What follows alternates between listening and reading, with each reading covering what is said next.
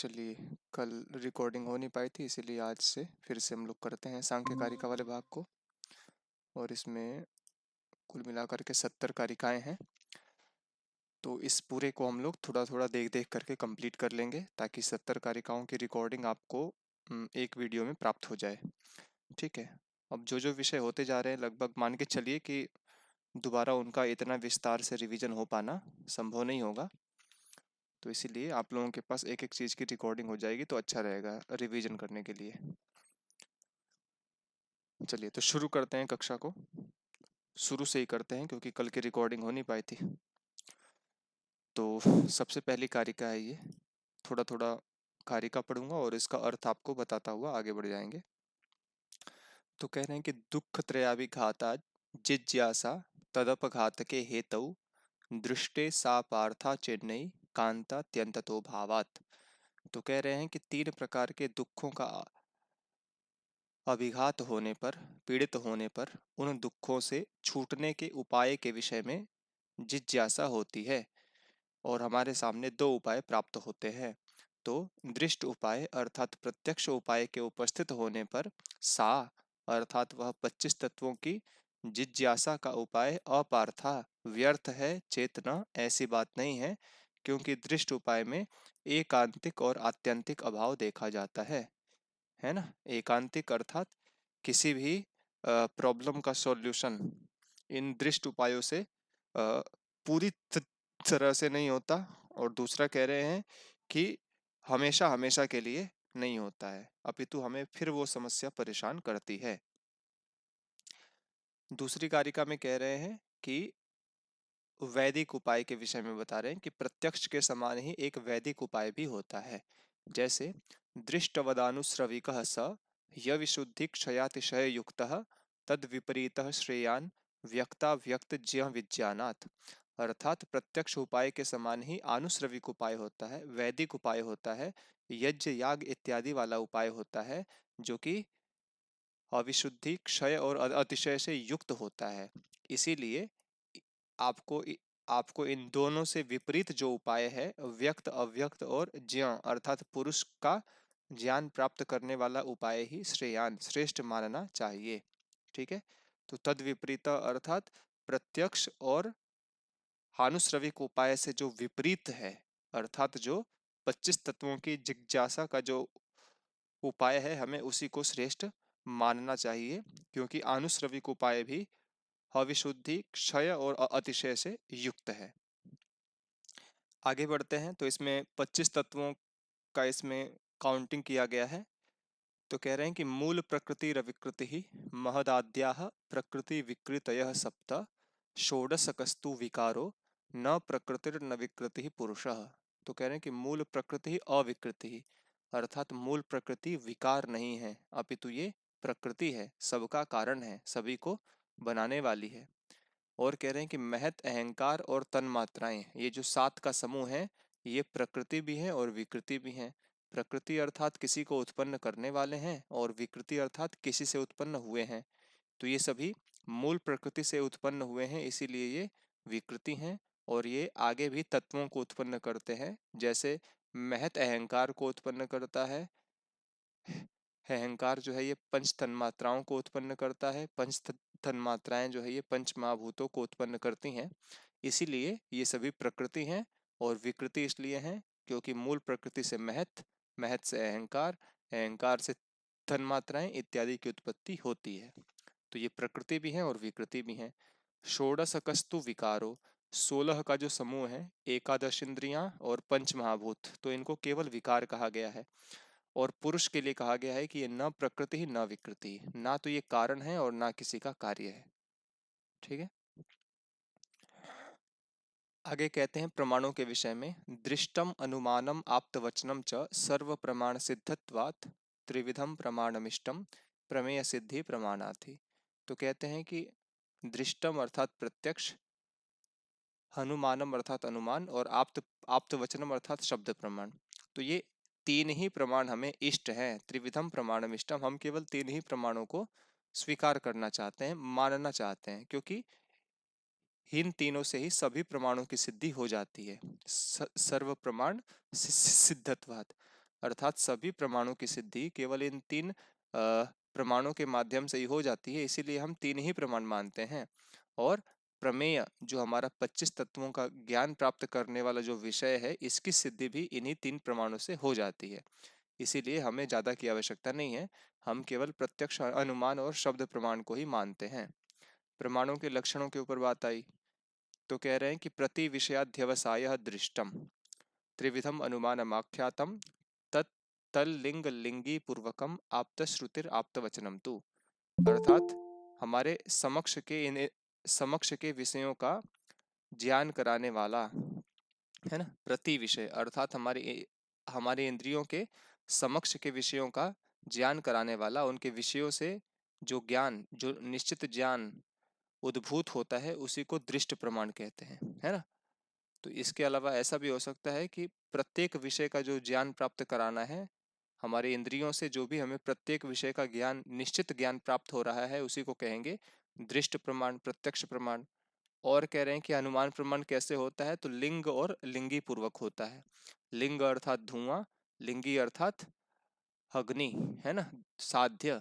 तो यह हनुमान प्रमाण कारण और कार्य पूर्वक होता है। सबसे पहले कारण को देखते हैं, उसी के अनुमान से कार्य का पता लगाते हैं।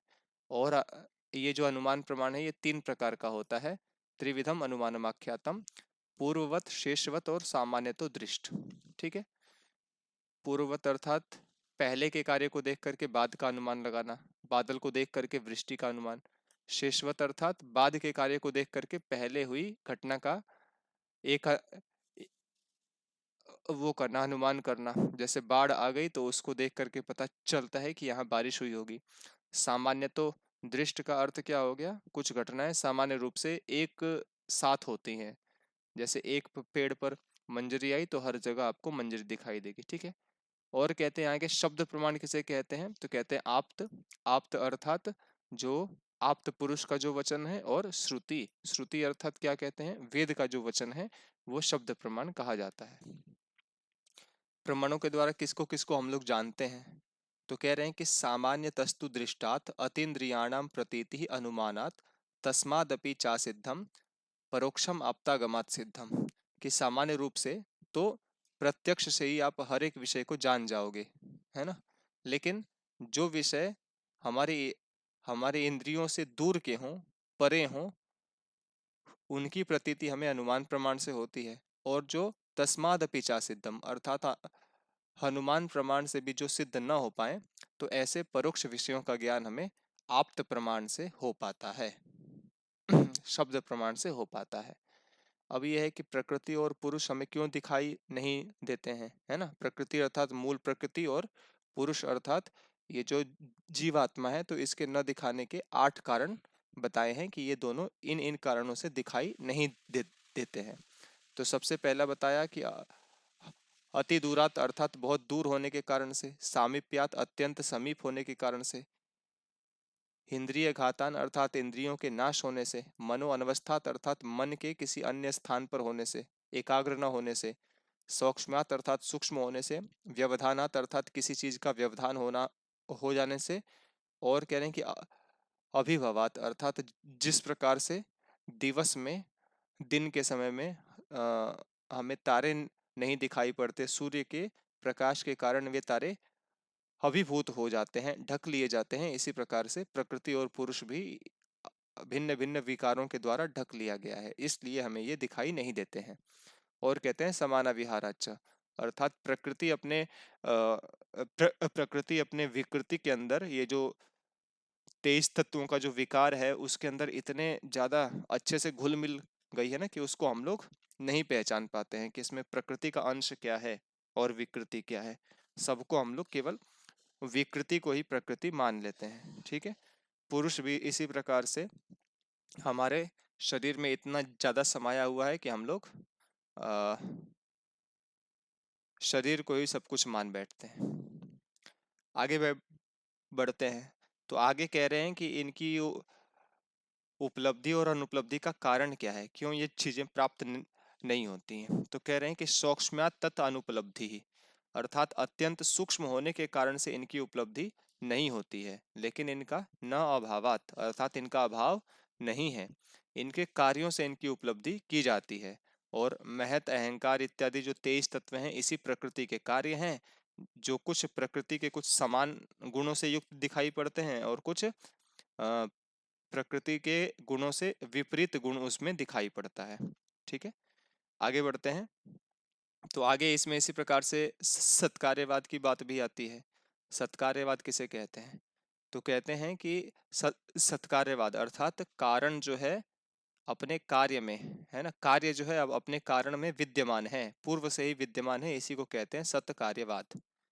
ठीक है, सत्कार्यवाद अर्थात कार्य अपने कारण में पूर्व रूप से विद्यमान है, इसी को कहते हैं सत्कार्यवाद। एक मिनट।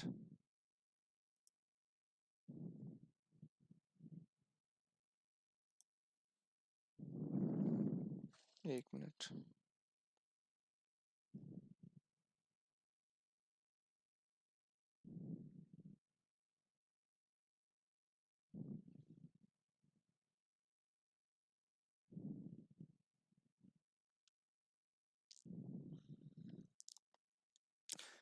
तो कार्य अपने कारण में पूर्व से ही विद्यमान है, इसी बात की सिद्धि के लिए उन्होंने 5 कारण गिनवाए हैं। तो सबसे पहले कहते हैं कि असत अकरणात्, अर्थात जो जो इस संसार में नहीं होता है हम उसकी उत्पत्ति भी नहीं कर सकते हैं। तो अगर आपको छोटे से बीज से एक बहुत बड़ा वृक्ष बनता हुआ दिखाई पड़ता है, तो हमें ये स्वीकार करना पड़ेगा कि जो वो वृक्ष है ना, वो उसी बीज में अव्यक्त रूप से विद्यमान था, है ना। अगर एक धागे से, धागों के समूह से कपड़ा बन जाता है, तो हमें स्वीकार करना पड़ेगा कि कपड़ा जो है बनाया जा सकता था, कपड़े का डिजाइन हो सकता था, इसीलिए उस कपड़े को बना पाए हम लोग। ठीक है, तो जो इस संसार में नहीं होता है हम उसकी उत्पत्ति नहीं कर सकते, मतलब जो भी उत्पन्न हो रहा है तो वो पहले से ही विद्यमान है, तभी उसकी उत्पत्ति हो पा रही है। आगे कह रहे हैं उपादान ग्रहणात, लेकिन हमें जिसको बनाना होगा हमें उसी के मूल कारण का, रॉ मटेरियल का ग्रहण करना पड़ेगा। जैसे कपड़ा बनाना है तो तंतु का ग्रहण करना पड़ेगा। ठीक है, और हमें इसी प्रकार से यदि घड़ा बनाना है तो मिट्टी का ग्रहण करना पड़ेगा। और आगे कह रहे हैं सर्व संभवा भावात, अर्थात सबकी सबसे उत्पत्ति नहीं हो सकती। मिट्टी से तेल की उत्पत्ति नहीं हो सकती, मिट्टी से कपड़े की उत्पत्ति नहीं हो सकती, और तंतु से घड़े की उत्पत्ति नहीं हो सकती। तो सबकी सबसे उत्पत्ति नहीं हो सकती, कुछ न कुछ क्राइटेरिया इनका निश्चित है। शक्त से शक्य करणात्, जिसके अंदर सामर्थ्य होता है वही उस कार्य को उत्पन्न कर सकता है। तो सामर्थ्यशाली कारण ही सामर्थ्यशाली कार्य की उत्पत्ति कर सकता है। और कहते हैं कारण भावाच्च, तो इन सभी कारणों से सिद्ध होता है कि कार्य जो है अपने कारण में ही विद्यमान है। ठीक है, आगे बढ़ते हैं 10वीं कारिका। तो इसमें व्यक्त और अव्यक्त में समानता की बात कर रहे हैं। तो हेतुमद अनित्यम अव्यापी सक्रियम अनेकम आश्रितम लिंगम सावयवम परतंत्रम व्यक्तम विपरीतम अव्यक्तम। तो ये सभी व्यक्त के गुण बताए और बाद में कहा कि इन्हीं गुणों से जो विपरीत है, भिन्न है, उसी को अव्यक्त कहते हैं। तो कह रहे हैं कि जो व्यक्त हैं 23 तत्व ये हेतु मत हैं, है ना, किसी कारण से उत्पन्न है। लेकिन जो अव्यक्त है वो कैसा है? अहेतु मत। जो व्यक्त है वो कैसे हैं? अनित्यम, अर्थात वो नित्य रहने वाले नहीं है। लेकिन जो अव्यक्त है वो कैसा है? नित्य है। और कह रहे हैं कि जो व्यक्त तत्व हैं ये अव्यापी हैं, अर्थात हर जगह व्याप्त नहीं हो सकते। लेकिन ये जो मूल प्रकृति है, अव्यक्त जो तत्व है, ये क्या है? व्यापी है, हर जगह व्याप्त हो सकता है। व्यक्त तत्व जो है ये सक्रिय है, क्रियावान है। लेकिन जो अव्यक्त है ये क्रियाहीन है, ये कोई क्रिया नहीं करता। व्यक्त जो तत्व है ये अनेकम, एक नहीं है, अपितु 23 हैं। लेकिन जो अव्यक्त है मूल प्रकृति, ये एक है केवल। व्यक्त जो तत्व है ये आश्रितम, अर्थात अपने अपने कारण पर आश्रित हैं। लेकिन जो अव्यक्त है मूल प्रकृति, ये किसी भी कारण पर आश्रित नहीं है, अपितु ये स्वयं ही कारण है। व्यक्त जो तत्व हैं ये लिंगम अर्थात लय युक्त हैं, ये प्रलयावस्था में अपने मूल कारण में जाकर के विलीन हो जाते हैं। लेकिन अव्यक्त जो है ये क्या है? अलिंगम है, ये किसी में भी जा करके नहीं मिलता है। सावयवम अर्थात ये जो व्यक्त है ये सावयवम है, अवयवों के साथ वाले हैं, शब्द स्पर्श रूप रस गंध इत्यादि अवयवों से युक्त होते हैं, लेकिन जो मूल प्रकृति है वो निरवयव होती है। और व्यक्त जो तत्व हैं ये परतंत्र होते हैं, लेकिन मूल प्रकृति स्वतंत्र होती है। ठीक है, इसी प्रकार से कह रहे हैं कि अब व्यक्त और अव्यक्त में क्या समानता है, और जो इनसे विपरीत होगा वही पुरुष कहलाएगा। ठीक है, तो ऊपर जो लक्षण दिए गए ये व्यक्त और प्रधान के दिए गए, कि व्यक्त और प्रधान अर्थात तेईस तत्व और मूल प्रकृति ये त्रिगुणम तीन गुणों से युक्त है, और कहते हैं कि पुरुष जो है इन्हीं से विपरीत है, भिन्न है। तो पुरुष क्या हो जाएगा, गुणों से हीन जो होगा वो पुरुष कहलाएगा। व्यक्त और प्रधान अविवेकी हैं, ये विवेक नहीं कर सकते हैं, लेकिन पुरुष कैसा है, तो पुरुष विवेकी है। व्यक्त और प्रधान विषय हैं, लेकिन पुरुष कैसा है, पुरुष इन विषयों का उपभोक्ता है, पुरुष इन प्रकृति के विषयों का भोग करने वाला है। व्यक्त और अव्यक्त कैसे हैं, तो ये सामान्य है, लेकिन पुरुष क्या है, विशेष है। व्यक्त और अव्यक्त अचेतन है, लेकिन पुरुष क्या है, चेतनता से युक्त है।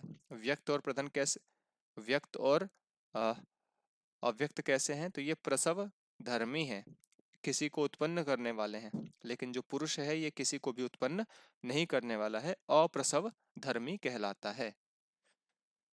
ठीक है, 12वीं कारिका में गुणों के विषय में बता रहे हैं कि गुण किस किस प्रकार से होते हैं। तो कह रहे हैं कि प्रीत्य प्रीति विषादात्मका प्रकाश प्रवृत्ति नियमार्था अन्योन्याभिभवाश्रय जनन मिथुन वृत्तयश्च गुणाः। अर्थात सत्वगुण कैसा होता है, प्रीति से युक्त होता है और प्रकाश करने वाला होता है। रजोगुण कैसा होता है, अप्रीति से युक्त होता है, दुख से युक्त होता है और ये प्रवृत्ति करने वाला होता है। तमोगुण कैसा होता है, विषाद से युक्त होता है और ये नियमन करने वाला होता है, ठहराव करने वाला होता है।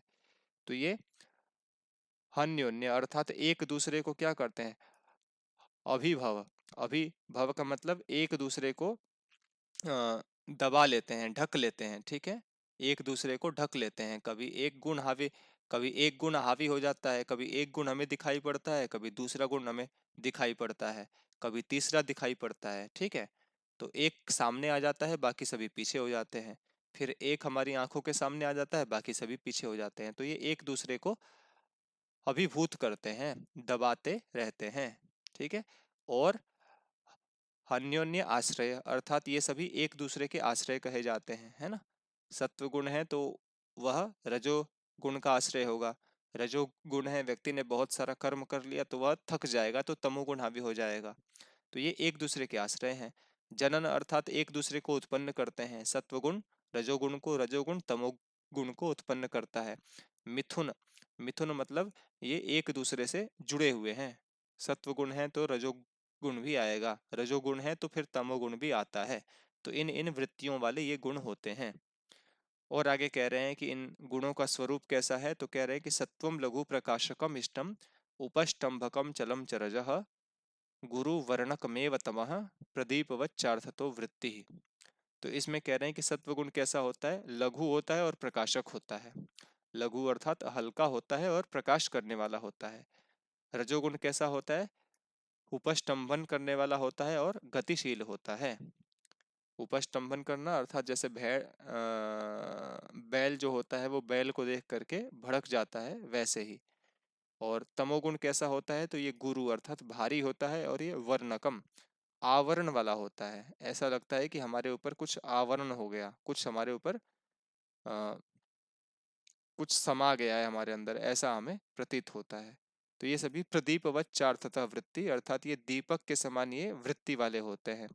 जैसे दीपक मिट्टी का होता है, उसके अंदर तेल होता है, उसके अंदर रुई होता है, फिर उसी को जलाने से प्रकाश हो जाता है। लेकिन जो अग्नि है ये इन सभी को जलाने में समर्थ हो जाएगी। ठीक है, अगर तेल खत्म हो जाएगा तब भी वो रुई जो होता है जल जाता है, या फिर तेल जो होता है वो भी जल जाता है। तो ये जिस प्रकार से भिन्न भिन्न वृत्ति वाले भी एक दूसरे के साथ में जुड़ करके प्रकाश की उत्पत्ति करते हैं, इसी प्रकार से ये तीनों गुण भी भिन्न भिन्न गुणों से युक्त होने के कारण प्रकाशित करते हैं। ठीक है, अब प्रकृति का जो गुण है अब इसकी सिद्धि कर रहे हैं। जो आया था ना त्रिगुणम अविवेकी विषय, तो सबसे पहले त्रिगुणम को सिद्ध कर दिया, फिर उसके बाद बता रहे हैं कि आपको अविवेकी विषय सामान्यम अचेतनम इत्यादि गुणों की सिद्धि कैसे करनी है। तो कह रहे हैं कि अविवेकी आदि की जो सिद्धि है ना, ये त्रैगुण्यात अर्थात तीन गुणों के तद विपर्याय भावात अर्थात इन्हीं तीन गुणों के विपरीत होने के कारण से इसकी भी सिद्धि हो जाती है। ठीक है। त्रिगुणम अविवेकी विषय सामान्यम अचेतनम प्रसव धर्मी इत्यादि जो भी गुण इन्होंने बताया ना, तो ये त्रैगुण्यात अर्थात ये अ, व्यक्त और प्रधान जो है ना, ये गुणों से युक्त हैं, तीन गुणों से युक्त हैं, तो आप इन्हीं गुणों को अ, विपरीत कर सकते हैं। तद विपर्याभावात अर्थात इनके कार्य और कारण में कोई अंतर नहीं होगा। तो अगर प्रकृति में हमें दिखाई पड़ता है कि ये अविवेकी है, तो हम समझ जाएंगे कि ये तेज तत्व भी जो है ये भी अविवेकी हैं। प्रकृति में अगर हमें दिखाई देगा कि ये विषय है, तो ये कारण जो है इसका, ये जो 23 प्रकार के तत्व हैं ये भी विषय कहे जाएंगे।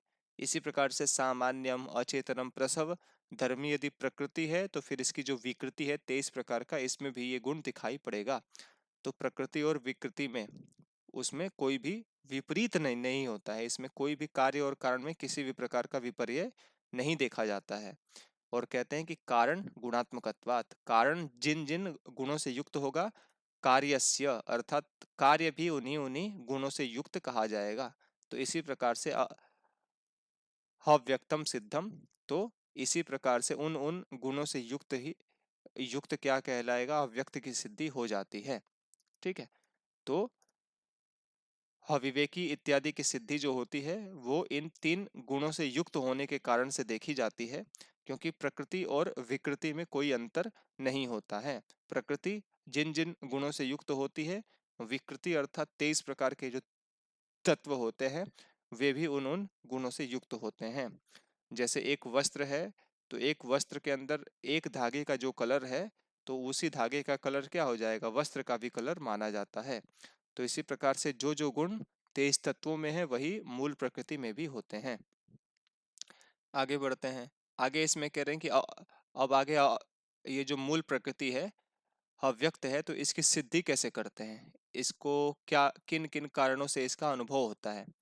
तो इसके लिए इन्होंने 5 कारण गिनवाए हैं, और ये श्लोक बहुत इंपॉर्टेंट है। कह रहे हैं कि भेदानाम परिमाणात समन्वयात शक्तितः प्रवृत्तेश्च कारण कार्य विभागात अविभागात वैश्वरूप्यस्य कारणम अस्ति अव्यक्तम त्रिगुणतः समुदयाच्च प्रवर्तते त्रिगुणतः समुदयाच्च परिणामतः सलिलवत प्रति प्रति गुणाश्रय विशेषात। तो कह रहे हैं कि ये जो भेद है, 23 प्रकार का जो भेद है, तो ये क्या है, परिमित है। इनका निश्चित परिमाण हमें दिखाई पड़ता है, तो ये इससे ये पता चलता है कि ये कहीं ना कहीं से उत्पन्न हुए होंगे, है ना, किसी न किसी मूल कारण से इनकी उत्पत्ति हुई होगी। तो 23 प्रकार के तत्वों का परिमाण देखे जाने पर हमें पता चलता है कि इसके पीछे कोई ना कोई मूल कारण है। समन्वय, समन्वय का मतलब क्या होगा, सदृश, सदृशता से भी पता चलता है कि प्रकृति की सत्ता है। तो ये 23 प्रकार के तत्व हैं, तो हम लोग उनसे ही एक प्रकार का अनुमान कर लेते हैं कि निश्चित रूप से इन्हीं के सदृश कोई ना कोई मूल प्रकृति होगी जिससे इनकी उत्पत्ति हुई होगी। ठीक है। जैसे घर में एक यज्ञोपवीति बटुक है, उसको देख करके पता करते हैं कि इसके पिता भी यज्ञोपवीति ब्राह्मण होंगे। इसी प्रकार से 23 प्रकार के तत्वों को देख करके उसी के सदृश एक अव्यक्त तत्व की हम लोग कल्पना करते हैं। शक्तितः प्रवृत्तिश्च अर्थात जिसकी जो करने की शक्ति होती है वही उस कार्य में प्रवृत्त होता है, वही उस काम को करता है। तो मूल प्रकृति के अंदर शक्ति है कि वो इन 23 प्रकार के तत्वों को बना सके। तो मूल प्रकृति ही इन 23 प्रकार के तत्वों को बनाती है। 23 प्रकार के तत्व जो भी हमें इस संसार में दिखाई दे रहे हैं, तो इसकी जो सत्ता है वो मूल प्रकृति से ही आ रही है। आगे कहते हैं कारण कार्य विभागात अर्थात कारण और कार्य में विभाग होता है। कारण कार्य को बनाता है, कार्य कारण को नहीं बनाता है। तो ये 23 तत्व जो कार्य हैं, इनके पीछे मूल कारण अव्यक्त ही है, ऐसी सिद्धि होती है। और कह रहे हैं कि अविभागात वैश्वरूप्यस्य अर्थात विश्व में जो ये विभिन्न विभिन्न प्रकार के हमें रूप दिखाई पड़ रहे हैं, है ना। जैसे प्रातः काल के समय खिड़की खिड़की की छेद में से जो सूर्य का प्रकाश आता है तो उसमें इतने सारे हमें कण दिखाई पड़ते हैं। तो इसी प्रकार से बाह्य संसार में भी प्रकृति की विकृति का जो ये इतना भिन्न भिन्न स्वरूप हमें दिखाई पड़ता है, तो ये क्या है, जो भी हमें दिखाई पड़ता है ये प्रलयावस्था में क्या है, ये सभी जा करके उसी मूल प्रकृति में अविभक्त रूप से मिल जाएंगे। जो इनका विभाग दिखाई दे रहा है कि एक सूर्य है, एक चंद्रमा है, एक एक एक फूल, दो फूल, चार फूल, तो ये सभी के सभी क्या हो जाएंगे, अविभक्त होकर के, मतलब एक ही साथ मिल करके उसी प्रकृति में समा जाएंगे। ठीक है। तो इन इन कारणों से सिद्ध होता है कि अव्यक्त नाम का एक तत्व है, और ये तीन गुणों के समुदय से मिलने मिलने से क्या होता है, ये प्रवृत्त होता है। और परिणाम स्वरूप क्या होता है, सलिलवत अर्थात जल के समान ये क्या करता है, प्रत्येक आश्रय को, प्रत्येक गुण के आधार पर आश्रय को ग्रहण करता है। जिस प्रकार से जल को गिलास में डालेंगे तो उसका स्वरूप अलग हो जाएगा, और लोटे में डालेंगे तो वो भिन्न आश्रय को ग्रहण कर लेगा। उसी प्रकार से ये प्रकृति भी जो है भिन्न भिन्न आश्रयों में जाने के कारण से भिन्न भिन्न गुणों को ग्रहण करती हुई दिखाई पड़ती है ना। अब आगे पुरुष की सत्ता के विषय में बात होगी कि पुरुष की सिद्धि हमें कैसे करनी है। तो इसमें कह रहे हैं कि पुरुष की सिद्धि के लिए भी इन्होंने 5 कारण गिनवाए हैं। सबसे पहला कारण है संघात परार्थत्वात्, त्रिगुणादि विपर्यात् अधिष्ठानात्, पुरुषोस्ति भोक्तृभावात्, कैवल्यार्थम प्रवृत्तेश्च। अर्थात संघात परार्थत्वात्, ये जो संघात है ना 23 प्रकार के तत्वों का, तो ये परार्थ के लिए है, किसी दूसरे के लिए है। किसके लिए है, पुरुष के लिए है। त्रिगुणादि विपर्यात अर्थात त्रिगुणम अविवेकी विषय सामान्यम अचेतनम प्रसव धर्मी इत्यादि गुणों से जो भिन्न है, तो उन गुणों से भिन्न होने के कारण से भी पुरुष की सत्ता सिद्ध होती है। और आगे कह रहे हैं कि अधिष्ठानात् अर्थात 23 प्रकार के ये जो तत्व हैं, तो इनका अधिष्ठाता कौन है, तो वही अधिष्ठाता पुरुष है। क्योंकि ये 23 प्रकार के तत्वों को मेंटेन करने वाला काम कौन करता है, पुरुष करता है। इसके अलावा जो हमारा शरीर है, तो हमारे शरीर का अधिष्ठाता भी कौन है, पुरुष है। तो इससे भी क्या सिद्ध होता है कि ये पुरुष की सत्ता है। और भोक्तृभावात अर्थात भोग कौन करता है, प्रकृति का उपभोग पुरुष ही करता है, इससे भी सिद्ध होता है कि पुरुष है। और कैवल्यार्थम प्रवृत्तिश्च, कैवल्य के लिए प्रवृत्ति भी पुरुष ही करता है, प्रकृति को कैवल्य नहीं मिलता है। आगे बढ़ते हैं तो कह रहे हैं कि पुरुष एक नहीं है अपितु बहुत सारे हैं। तो कह रहे हैं कि जनन मरण करना नाम प्रति नियमात अयुगपत प्रवृत्तेश्च पुरुष बहुत्वम सिद्धम त्रैगुण्य विपर्याच्चैव। तो कह रहे हैं कि प्रति नियमात अर्थात प्रत्येक व्यक्ति के लिए नियम अलग अलग है। किसका, जन्म का समय अलग अलग होता है, मृत्यु का समय अलग अलग होता है, करण अर्थात सभी की इंद्रियां अलग अलग होती हैं। और ये अयुगपत प्रवृत्तिश्च, किसी भी काम में एक साथ ये प्रवृत्त नहीं होती हैं, है ना। सुबह के समय कोई पढ़ रहा होगा, कोई सो रहा होगा, कोई अलग अलग काम कर रहा होगा, तो ये अलग अलग समय में अलग अलग कामों को करते हैं, एक साथ किसी भी काम में प्रवृत्त नहीं होते हैं। तो इससे भी सिद्ध होता है कि पुरुष एक नहीं है अपितु बहुत सारे हैं। और आगे कह रहे हैं कि त्रैगुण्य विपर्याच्चैव अर्थात तीनों गुणों का विपर्यय होता है, तीनों गुणों की जो स्थिति होती है भिन्न भिन्न होने से भी पुरुष की सत्ता सिद्ध होती है, और पुरुष बहुत्व सिद्ध होता है। कुछ लोगों में सत्व गुण की अधिकता होती है, कुछ लोगों में रजोगुण, और कुछ लोगों में तमोगुण की अधिकता होने से वे भिन्न भिन्न गुणों वाले दिखाई पड़ते हैं। तो इससे ये साबित होता है कि पुरुष एक नहीं है अपितु बहुत सारे हैं। आगे बोलते हैं कि पुरुष का साक्षित्व इत्यादि कुछ धर्म है। तो कह रहे हैं तस्माच्च विपर्यासात् सिद्धम साक्षित्वमस्य पुरुषस्य कैवल्यम माध्यस्थम दृष्टित्वम अकर्तृभावश्च। तो उन तीन गुणों से विपर्य होने के कारण से, भिन्न होने के कारण से सिद्ध होता है पुरुष जो है ना ये साक्षी है ना, केवल देखता रहता है, पुरुष सब कुछ बस देख रहा है। ये जो तीन गुण हैं ये किसके धर्म है, पुरुष के नहीं है, जीवात्मा के नहीं है, अभी तो शरीर के हैं। तो पुरुष बस देखता रहता है कि कभी तुझे सत्वगुण हावी हो जाता है तो खुश हो जाता है, रजोगुण आता है तो परेशान हो जाता है, तमोगुण आता है तो फिर निद्रामग्न हो जाता है तो पुरुष केवल साक्षी है, देख रहा है। कैवल्यम अर्थात पुरुष को कैवल्य की इच्छा है, कैवल्य चाहिए, उसे मोक्ष चाहिए। माध्यस्थम अर्थात वह मध्यस्थ है, तटस्थ है। ठीक है, उससे किसी को कोई मतलब नहीं है, कुछ भी कोई करे उसको किसी से भी कोई मतलब नहीं है। और वह दृष्टा है, और वह अकर्तृभावश्च अर्थात पुरुष क्या है, अकर्ता है, पुरुष कुछ भी नहीं करता है। ठीक है, 20वीं कारिका में चलते हैं। तो इसमें कह रहे हैं कि तस्मात् तत्संयोगात् अचेतनम चेतना दिवलिंगम गुण कर्तृत्वे यथा तथा कर्तेव भवति उदासीनः। तो कहते हैं कि तस्मात् इसी कारण से अचेतनम जो अचेतन है, 23 प्रकार के जो तत्व हैं, ये क्या होते हैं, तत्संयोगात अर्थात पुरुष के संयोग से, चेतन पुरुष के संयोग से ये सभी चेतन के समान प्रतीत होते हैं, है ना। तस्मात इस कारण से अचेतनम लिंगम, ये जो 23 प्रकार का ये जो अचेतन लिंग होता है वह भी चेतन पुरुष के संयोग के कारण से ही वह भी चेतन के समान प्रतीत होता है। जैसे हम लोग बस में जाते हैं तो बस में चेतनता होती है, और हम क्या होते हैं, उसके अंदर बैठते हैं तो हम अपने कॉलेज पहुंच जाते हैं, लेकिन हम तो नहीं चल रहे हैं, लेकिन हम क्या बोलते हैं कि हम आ रहे हैं।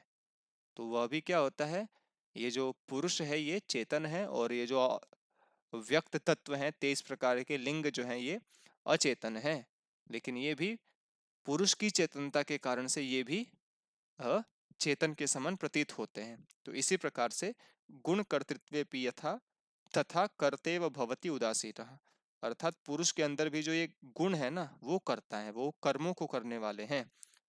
तो गुणों के कर्ता होने पर भी ये जो कर्ता है ना, कर्ता इव अर्थात पुरुष कर्ता के समान हमें प्रतीत होता है, लेकिन पुरुष कैसा है, पुरुष तो उदासीन है, उसको किसी से कोई मतलब नहीं है, किसी भी कर्म से उसको मतलब नहीं है।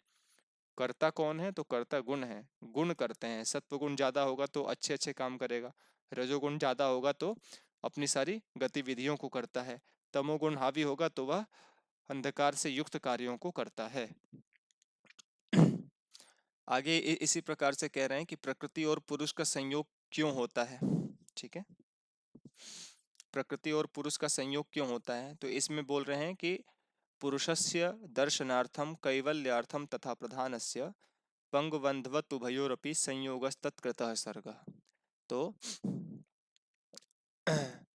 पुरुष का जो संयोग होता है प्रकृति से, पुरुष का जो संयोग होता है प्रकृति से वो होता है प्रकृति के दर्शन के लिए, प्रधानस्य दर्शनार्थम। और प्रकृति का जो संयोग होता है पुरुष के साथ में वो होता है पुरुषस्य कैवल्यार्थम, कि पुरुष को कैवल्य मिल जाए। ठीक है, तो पुरुष प्रकृति से जुड़ता है तो प्रकृति का दर्शन होता है, जो अब तक प्रलयावस्था में थी, सूक्ष्म रूप में थी, अंधकार में मग्न थी, अब वह अस्तित्व में प्रस्फुटित होती है, वो अपनी साज सज्जा करती है ना। वो भिन्न भिन्न भिन्न भिन्न प्रकार के तत्वों का निर्माण करती है। और प्रकृति जो है ये पुरुष के साथ में क्यों इसका संयोग होता है, ताकि ये जो बेचारा पुरुष है ना, ये जो अनेक जन्मों का जो दुख प्राप्त कर रहा है इसको कैवल्य मिल जाए, इसको भोग मिल जाए, ठीक, इसको मोक्ष मिल जाए। ठीक है, तो आगे कह रहे हैं कि इनका जो संयोग होता है ये कैसा होता है, पंगु और अंधे के समान होता है। पंगु अर्थात लंगड़ा पुरुष है, और अंधी कौन है, प्रकृति है। तो इन दोनों का संयोग होता है, और जो प्रकृति है ये पुरुष के कंधे पर बैठ करके ही ये आगे ये लोग बढ़ते हैं, और इससे क्या होता है, सृष्टि का निर्माण होता है। ठीक है जी, तो इसको ध्यान रखना है। आगे बढ़ते हैं 22 नंबर की कारिका। 22 में सभी तत्वों का गणना एक प्रकार से किया गया है। तो कह रहे हैं कि प्रकृतिर महान सतो हंकार तस्मात् गणश्च षोडशकः तस्मादपि षोडशकात् पंचभ्य पंचभूतानि। अर्थात प्रकृति से महत की उत्पत्ति होती है, बुद्धि की, ततः अहंकार, महत से अहंकार की उत्पत्ति होती है, और अहंकार से 16 का जो गण है ये उत्पन्न होता है। ठीक है, और उन 16 में भी जो 5 तन मात्राएं हैं ना, उनसे 5 महाभूतों की उत्पत्ति होती है। ठीक है, तो तस्मात् गणश्च षोडश का अर्थात अहंकार से एकादश इंद्रियों की उत्पत्ति होती है, और 5 तन मात्राओं की उत्पत्ति होती है और उन तन मात्राओं से भी पंच महाभूतों की उत्पत्ति होती है। आगे बढ़ते हैं। बुद्धि के विषय में अब कुछ कुछ श्लोकों में बात होगी। तो कह रहे हैं कि अध्यवसाय बुद्धि धर्मो ज्ञानम विराग ऐश्वर्यम सात्विकम एतद्रूपम तामसम अस्माद् विपर्यस्तम। तो बुद्धि का लक्षण क्या है? अध्यवसाय बुद्धि, अर्थात निश्चित ज्ञान को करना ही बुद्धि कहलाता है। और बुद्धि के ये सात्विकम एतद्रूपम, धर्म ज्ञान विराग और ऐश्वर्य इसके सात्विक रूप हैं। और कह रहे हैं कि तामसम, तामस रूप कौन है? अस्माद् विपर्यस्तम, इसी का जो विपरीत है वही बुद्धि का तामस रूप है। तो अधर्म, अज्ञान, राग और अनैश्वर्य ही बुद्धि के तामस रूप कहे जाएंगे। आगे बोलते हैं कि अहंकार के विषय में, कि अहंकार कैसे कैसे होता है। सबसे पहले महत आता है, तो महत के विषय में बताया। दूसरे नंबर पर अहंकार आता है, तो अब उसके विषय में बात होगी। तो अहंकार से किस किस प्रकार से सृष्टि होती है? तो कह रहे हैं कि अभिमानो अहंकारः तस्मात् द्विविधः प्रवर्तते सर्गः एकादशकश्च गणः तन्मात्र पंचकश्चैव सात्विक एकादशकः प्रवर्तते वैकृतात् अहंकारात् भूतादेश तन्मात्रः स तामसस्तैजसादुभयम्। तो कह रहे हैं कि अभिमान का भाव होना ही अहंकार कहलाता है, अर्थात मैं मेरा इत्यादि का भाव होना ही अहंकार कहलाता है। और इसी अहंकार से द्विविधा प्रवर्तते सर्ग, दो प्रकार की सृष्टि की उत्पत्ति होती है। एक सृष्टि होती है एकादशकश्च गणः, 11 का समूह वाली सृष्टि एक होती है। और आगे कह रहे हैं कि तन्मात्र पंचकश्चैव, अर्थात 5 तन्मात्राओं के समूह वाली सृष्टि दूसरी होती है। एक में 11 हो गए और एक में 5 हो गए, एक में 11 इंद्रियां और एक में 5 तन मात्राएं। तो कह रहे हैं कि इसमें सात्विक और तामसिक कौन कौन होते हैं? तो कह रहे हैं कि सात्विक एकादशकः, अर्थात ये जो 11 का जो समूह है इंद्रियों का, इसे सात्विक अहंकार कहा जाता है। ठीक है, इसे सात्विक अहंकार कहते हैं। और ये प्रवर्तते वैकृतात् अहंकारात्, अर्थात इसको वैकृत अहंकार कहते हैं। सात्विक होने से इसको वैकृत अहंकार कहा जाता है। और कहते हैं कि भूतादेह तन्मात्रः सह तामसः, अर्थात ये जो 5 तन्मात्राओं का ये जो वर्गीकरण था, ये तामस अहंकार के अंतर्गत आता है और इसको भूतादि अहंकार कहते हैं। ठीक है, तामस अहंकार के अंतर्गत आता है और इसको भूतादि अहंकार कहते हैं।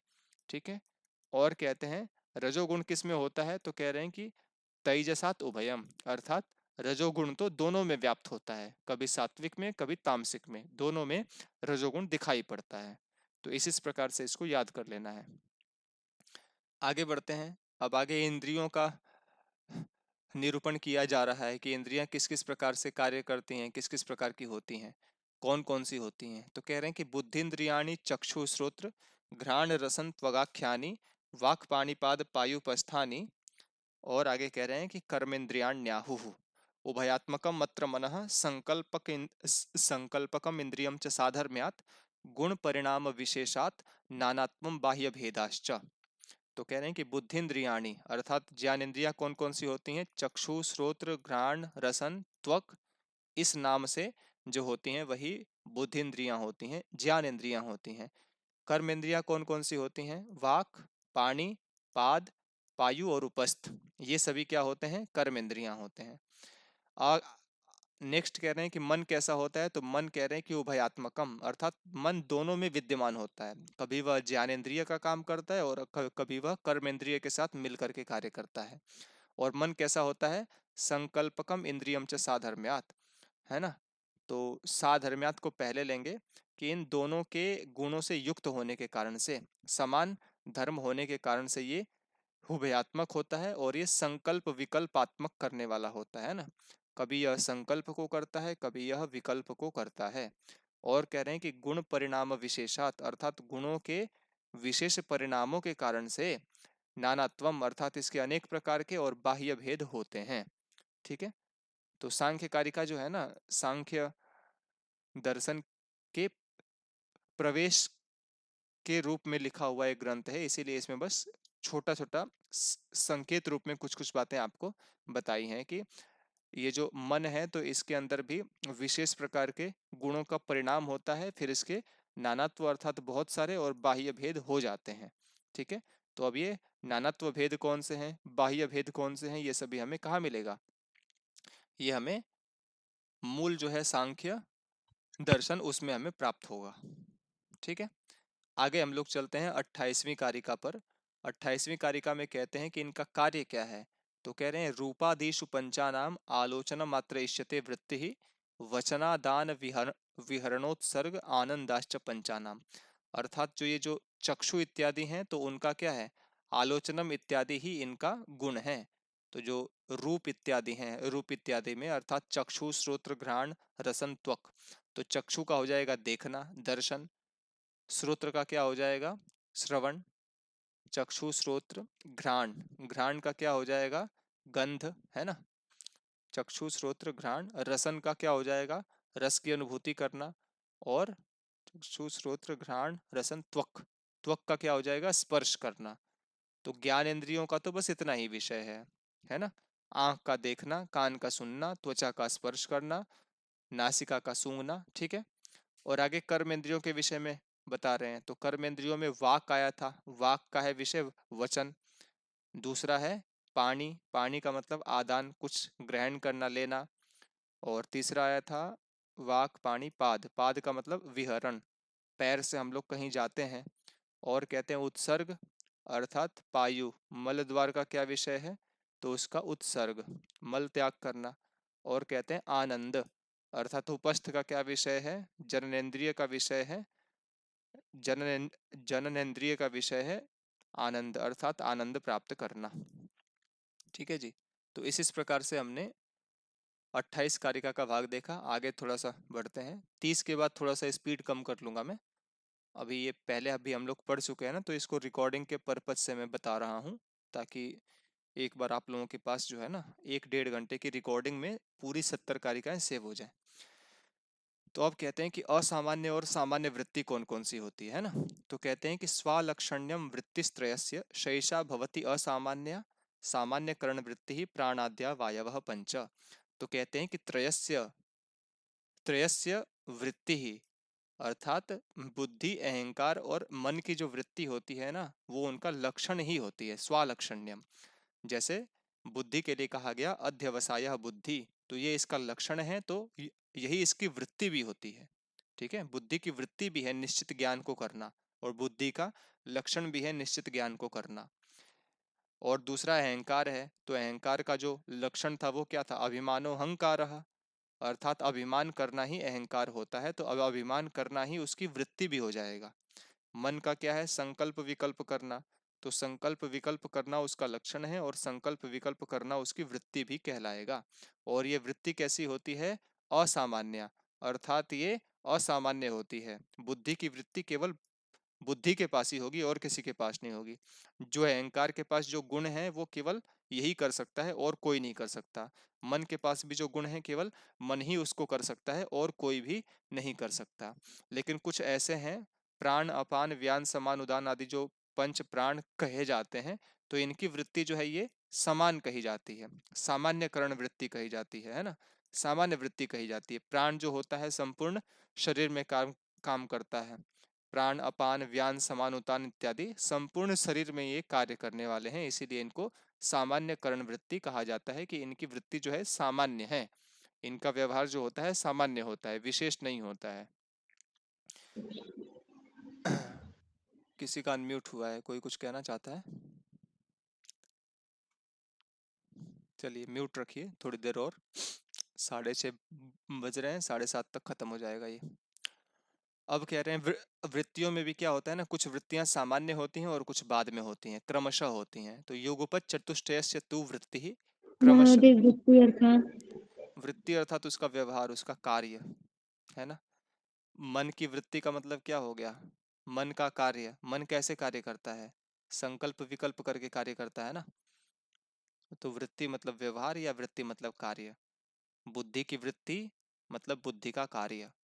तो बुद्धि की वृत्ति क्या है, बुद्धि का लक्षण है अध्यवसाय बुद्धि, निश्चित ज्ञान को करना, वही उसकी वृत्ति कहलाएगा, वही उसका कार्य भी है निश्चित ज्ञान को करना। ठीक है, सांख्य कार्य का पुस्तक भी आप लोग रखिए।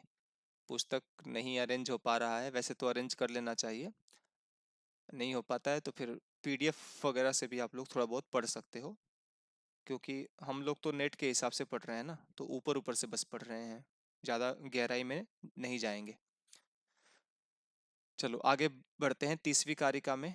तो कहते हैं कि कौन कौन से कौन कौन सी वृत्तियां एक साथ होती हैं और कहाँ कहाँ पर वृत्तियां क्रमशः होती हैं। तो कहते हैं कि दृष्टि अर्थात प्रत्यक्ष विषय में क्या होता है, कभी चतुष्टयस्य वृत्ति ही युगपत, है ना, और कभी क्रमशः च निर्दिष्टा, अर्थात इन चारों की जो वृत्ति है ना, बुद्धि, मन, अहंकार और कोई भी इंद्रिय, तो ये जब चार मिलते हैं तो इनकी वृत्ति जब प्रत्यक्ष विषय होता है तो कभी एक साथ होती है और कभी अलग अलग होती है, क्रमशः होती है।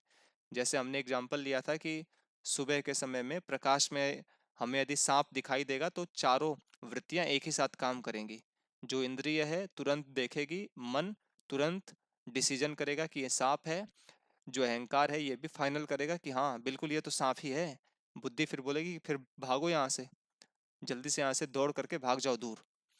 और इसी को यदि हम लोग रात्रि में देखते हैं सांप को, तो फिर एक एक करके ये काम करते हैं, है ना। सबसे पहले इंद्रिय देखेगी, फिर वो मन को भेजेगी, मन देखेगा तो बोलेगा कि अब इसमें समझ ही नहीं आ रहा है कि ये सांप है या नहीं है, लेकिन थोड़ा सा भी उसमें हलचल होगा तो मन कंफर्म कर लेगा कि ये सांप है।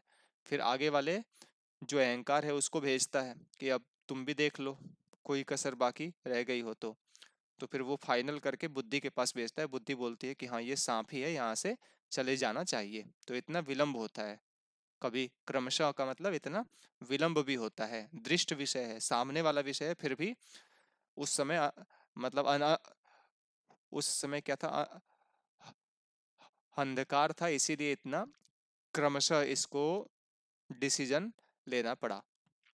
और कहते हैं कि जो अदृष्ट विषय होता है ना, जो विषय हमारे समक्ष नहीं होता है, तो इनमें इन तीनों की जो वृत्ति है ये तत्पूर्विका, अर्थात बुद्धि, मन, अहंकार की जो वृत्ति है ना, ये ये इंद्रिय पूर्विका कही जाती है। अर्थात अगर इंद्रिय ने कभी देखा होगा कि अग्नि और धुएं का साहचर्य है, जहां जहां अग्नि होती है वहां वहां धुआं भी होता है, तभी वो दूर के किसी विषय को देख करके मन उसके हिसाब से संकल्प विकल्प कर पाएगा। अहंकार भी जो है ये भी कुछ ज्ञान तभी करा पाएगा जब इंद्रिय उसको मन को ट्रांसफर करेगा। ठीक है, तो जो विषय अदृष्ट होता है, अदृष्ट का मतलब जो दूर का विषय होता है, जो हमारे सामने का विषय नहीं होता है, तो उसमें क्या होते हैं, उसमें जो ये तीन होते हैं, ये इंद्रियों के द्वारा ही किसी ज्ञान को प्राप्त कर पाते हैं, किसी निष्कर्ष तक पहुंच पाते हैं। ठीक है, अब 31वें नंबर की कारिका स्टार्ट हो रही है। तो इसमें कहते हैं कि इन वृत्तियों का हेतु क्या है, इनका कार्य क्या क्या है। तो इसमें कह रहे हैं कि स्वाम स्वाम प्रतिपद्यन्ते परस्पराकूत हेतु काम वृत्तिम पुरुषार्थ एव हेतुर न केनचित कार्यते करणम। तो ये परस्पराकूत हेतु काम, परस्पर आकूत हेतु काम वृत्तिम, अर्थात एक दूसरे के अभिप्राय को ये समझते हुए ये जो वृत्तियां हैं ना, ये स्वाम स्वाम प्रतिपद्यन्ते, अर्थात अपने अपने अभिप्राय को ये प्राप्त कर लेती हैं। ठीक है, एक दूसरे के अभिप्राय को समझते हुए ये जो वृत्तियां हैं अपने अपने अर्थ को प्राप्त कर लेती हैं, अपना अपना प्रयोजन सिद्ध कर लेती हैं। ठीक है, जैसे जो मन है वो अपना काम करेगा, है ना, और मन से ही कनेक्टेड है अहंकार, तो वो अपना काम करेगा, और इन दोनों से कनेक्टेड है बुद्धि, तो वो भी अपना जो भी अभिप्राय उसको प्राप्त हो रहा है उसके हिसाब से वो डिसीजन अपना ले लेगी कि क्या है क्या नहीं है। ठीक है, तो एक दूसरे के अभिप्राय को ये लोग समझते हैं, इसीलिए एक साथ ये सारे कामों को कर लेते हैं। और कहते हैं कि पुरुषार्थ एवं हेतु, और इन सभी के पीछे क्या है, पुरुषार्थ है। कि जो पुरुष है ना, वो क्या है, पुरुष मोक्ष को प्राप्त कर ले, यही यही इन सब का हेतु है। जो भी इंद्रियां हैं ये विषयों का ग्रहण करती हैं, मन के पास लेकर के जाती हैं, तो मन संकल्प विकल्प करता है, जो अहंकार है वो भी थोड़ा सा डिसीजन मेकिंग करता है, बुद्धि फाइनल करती है कि क्या सही है क्या गलत है, ताकि पुरुष को मोक्ष मिल जाए, इसीलिए सारी एक्टिविटी होती है। और ये न केनचित कार्यते करणम, और इन तीनों का जो कार्य है ना, ये किसी और के द्वारा नहीं कराया जाता है। बुद्धि केवल अपना ही काम करेगी, बुद्धि मन का कार्य नहीं कर सकती है। मन केवल अपना ही कार्य करेगा, मन अहंकार का कार्य नहीं कर सकता है। ठीक है, तो ये सभी लोग मतलब एक दूसरे के अभिप्राय को समझते हैं और अपना अपना कार्य करते हैं। और ये सब कुछ क्यों हो रहा है? ताकि पुरुष को मोक्ष मिल जाए। ठीक है, अब ये जो कर्ण है, अब इसके विषय में बात होगी। कर्ण क्या क्या है? तो कह रहे हैं कि कर्णम च त्रयोदश विधम तदाहरण धारण प्रकाश करम कार्यम च तस्य दशधा आहार्यम धार्यम प्रकाश्यम च। कहते हैं कि कर्ण के 13 प्रकार हैं। कर्णम त्रयोदश विधम, है ना। तो बुद्धि, अहंकार और जो 11 इंद्रियां हैं, ये कर्ण कहलाते हैं।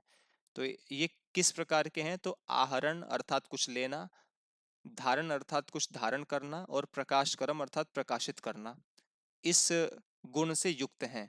तो इसीलिए जो इनका कार्य है ना, ये भी 10 प्रकार का है। आहार्यम धार्यम प्रकाश्यम च। कभी ये कुछ आहरण करते हैं, लेते हैं, कभी कुछ धारण करते हैं, और कभी प्रकाशित करते हैं, है ना।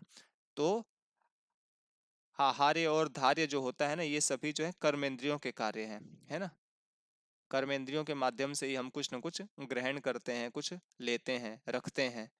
और प्रकाशित करने वाला काम क्या है? ज्ञान को प्रकाशित कौन करते हैं? ज्ञानेंद्रियां करती हैं, है ना।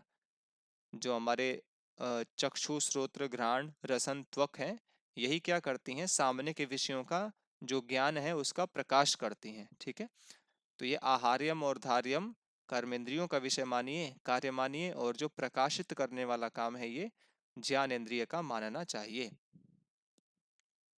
अब इन कर्णों का जो काल है वो बताएंगे कि कौन कौन सा कर्ण किस किस काल में काम करता है। तो कहते हैं कि अंतःकरणम त्रिविधम दशधा बाह्यम त्रयस्य विषयाख्यम सांप्रत कालम बाह्यम त्रिकालम आभ्यंतरम करणम। तो कह रहे हैं कि अंतःकरणम त्रिविधम, ये जो 3 प्रकार के अंतःकरण है, बुद्धि, मन, अहंकार, ये त्रयस्य विषयाख्यम अर्थात इन्हीं तीनों के विषयों को कहने वाले ही 10 प्रकार के बाह्यकरण होते हैं। मतलब जो 10 हमारी इंद्रियां होती है ना, तो ये इन्हीं तीनों के विषयों को कहते हैं। इन्हीं तीनों के विषयों को कहने वाले ये 10 बाह्यकरण होते हैं, हमारी ज्ञान इंद्रियां होती हैं। ठीक है, अगर आंख न देखे तो मन कुछ संकल्प न कर पाए, अगर कान कुछ ज्ञान प्राप्त न करे, न सुने, तो मन फिर भी कोई संकल्प विकल्प नहीं कर सकता, ना बुद्धि ना अहंकार कोई भी काम कर सकते हैं। तो ये सभी क्या है? ये जो 3 प्रकार के जो कर्णों के जो विषय हैं, इनको यही 10 प्रकार की इंद्रियां इनको व्यक्त करती हैं, इनको बताती हैं कि क्या क्या हो रहा है, तभी वो अपना कुछ न कुछ कार्य कर पाते हैं। तो जो बाह्यम, बाह्यम अर्थात ये जो 10 प्रकार की इंद्रियां जो थी ना, ये केवल बाह्य विषय को ही ग्रहण करती हैं। बाह्य अर्थात सांप्रत कालम, अर्थात वर्तमान के विषय को ही केवल ग्रहण करती हैं। आंख से हम वर्तमान के विषय को देख पाएंगे, कान से हम लोग वर्तमान के विषयों को ही सुन पाएंगे, हाथ से हम लोग वर्तमान के विषय को ही उठा पाएंगे, ले जा पाएंगे, है ना। लेकिन ये जो कर्णम है ना, ये जो 3 करण है अंतःकरण, ये त्रिकालम आभ्यंतरम कर्णम, है ना। ये जो कर्ण जो हमारे अंदर रहने वाले हैं, ये त्रिकालम अर्थात तीनों कालों के विषयों का ग्रहण करते हैं, है ना। आज हमें कॉलेज में जाना है तो हमें किस प्रकार के कपड़े पहनने हैं, किस विषय की पढ़ाई करनी है, कौन सी कक्षा कब होगी, ये मन को पहले से ही पता है ना।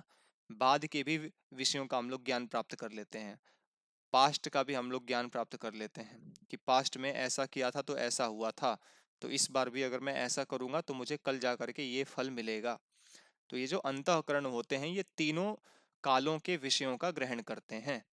ठीक है, और जो 10 होते हैं बाह्यकरण, ये केवल वर्तमान के विषयों का ही ग्रहण कर पाते हैं, ज्ञान प्राप्त कर पाते हैं।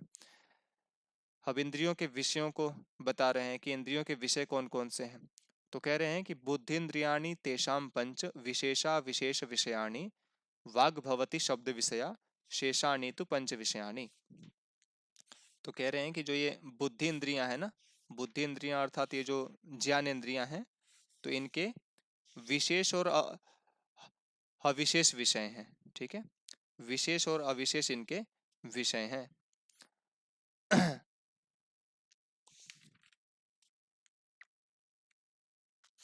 विशेष का मतलब क्या हो जाएगा? स्थूल, स्थूल ज्ञान को प्राप्त कराती हैं ये, और अविशेष का मतलब सूक्ष्म ज्ञान को भी, सूक्ष्म तत्वों का भी ये ज्ञान प्राप्त कराती हैं ज्ञानेंद्रियां।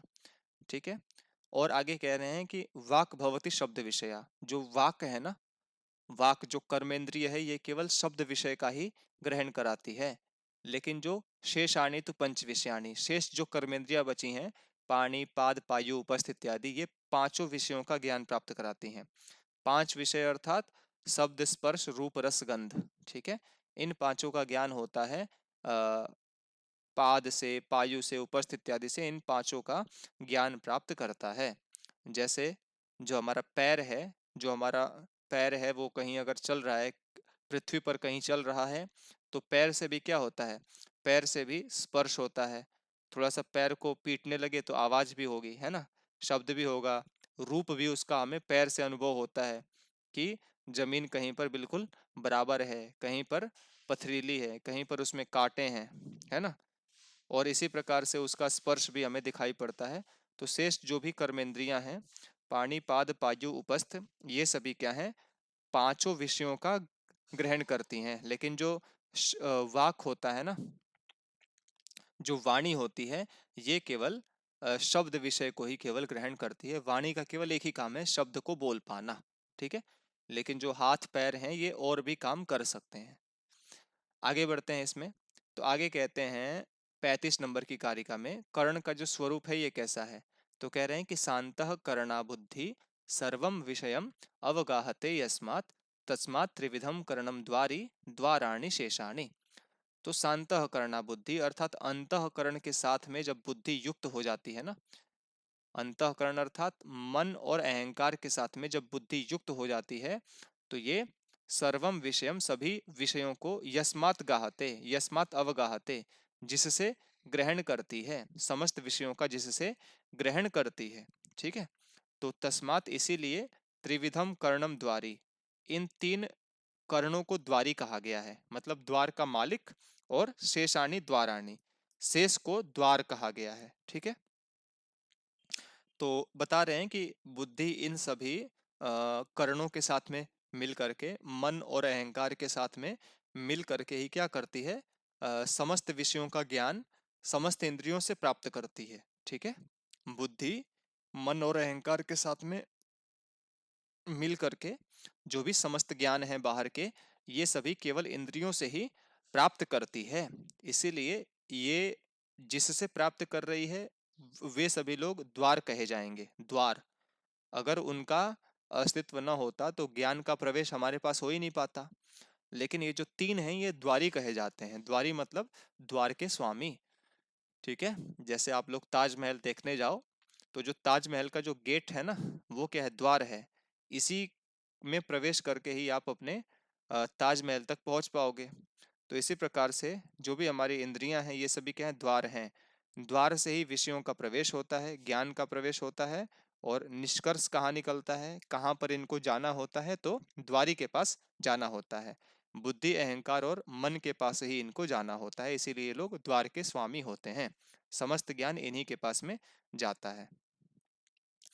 आगे बढ़ते हैं। तो इन कर्णों का कार्य क्या क्या है, इसके विषय में बात हो रही है कि इन ये जो कर्ण है हमारे, इनके क्या क्या कार्य हैं। तो कह रहे हैं कि एते प्रदीप कल्पाः परस्पर विलक्षणाः गुण विशेषाः कृत्स्नम पुरुषस्यार्थम प्रकाश्य बुद्धौ प्रयच्छति। तो ये जो कर्ण होते हैं ना, ये परस्पर विलक्षणाः, परस्पर विलक्षण गुण विशेषाः, गुणों से युक्त होते हैं, है ना। परस्पर विलक्षण का मतलब क्या होते हैं, ये विशेष लक्षणों से युक्त होते हैं, और ये विशेष प्रकार के गुणों से युक्त होते हैं, और ये दीपक के समान होते हैं, है ना। दीपक के समान मतलब प्रकाशित करते हैं। तो क्या करते हैं ये, कृत्स्नम पुरुषस्यार्थम, अर्थात पुरुष के लिए, है ना, पुरुष के संपूर्ण अर्थों को प्रकाशित करके, ये प्रकाश्य प्रकाशित करके बुद्धौ प्रयच्छन्ति, बुद्धि में ट्रांसफर कर देते हैं, ठीक है। तो ये सभी जो भी करण है, तो ये क्या करते हैं, आसपास के समस्त विषयों को देखते हैं और उन सभी विषयों का प्रकाश करके बुद्धि को ट्रांसफर कर देते हैं, ठीक है। और सर्वम प्रत्युपभोगम यस्मात् पुरुषस्य साधयति बुद्धि सैव च विशिनष्टि पुनः प्रधान पुरुषांतरम सूक्ष्मम। तो वो क्या करते हैं, सर्वम प्रत्युपभोगम, अर्थात सभी प्रकार के उपभोगों को, सभी प्रकार के विषयों को, यस्मात् जिससे, बुद्धि साधयति।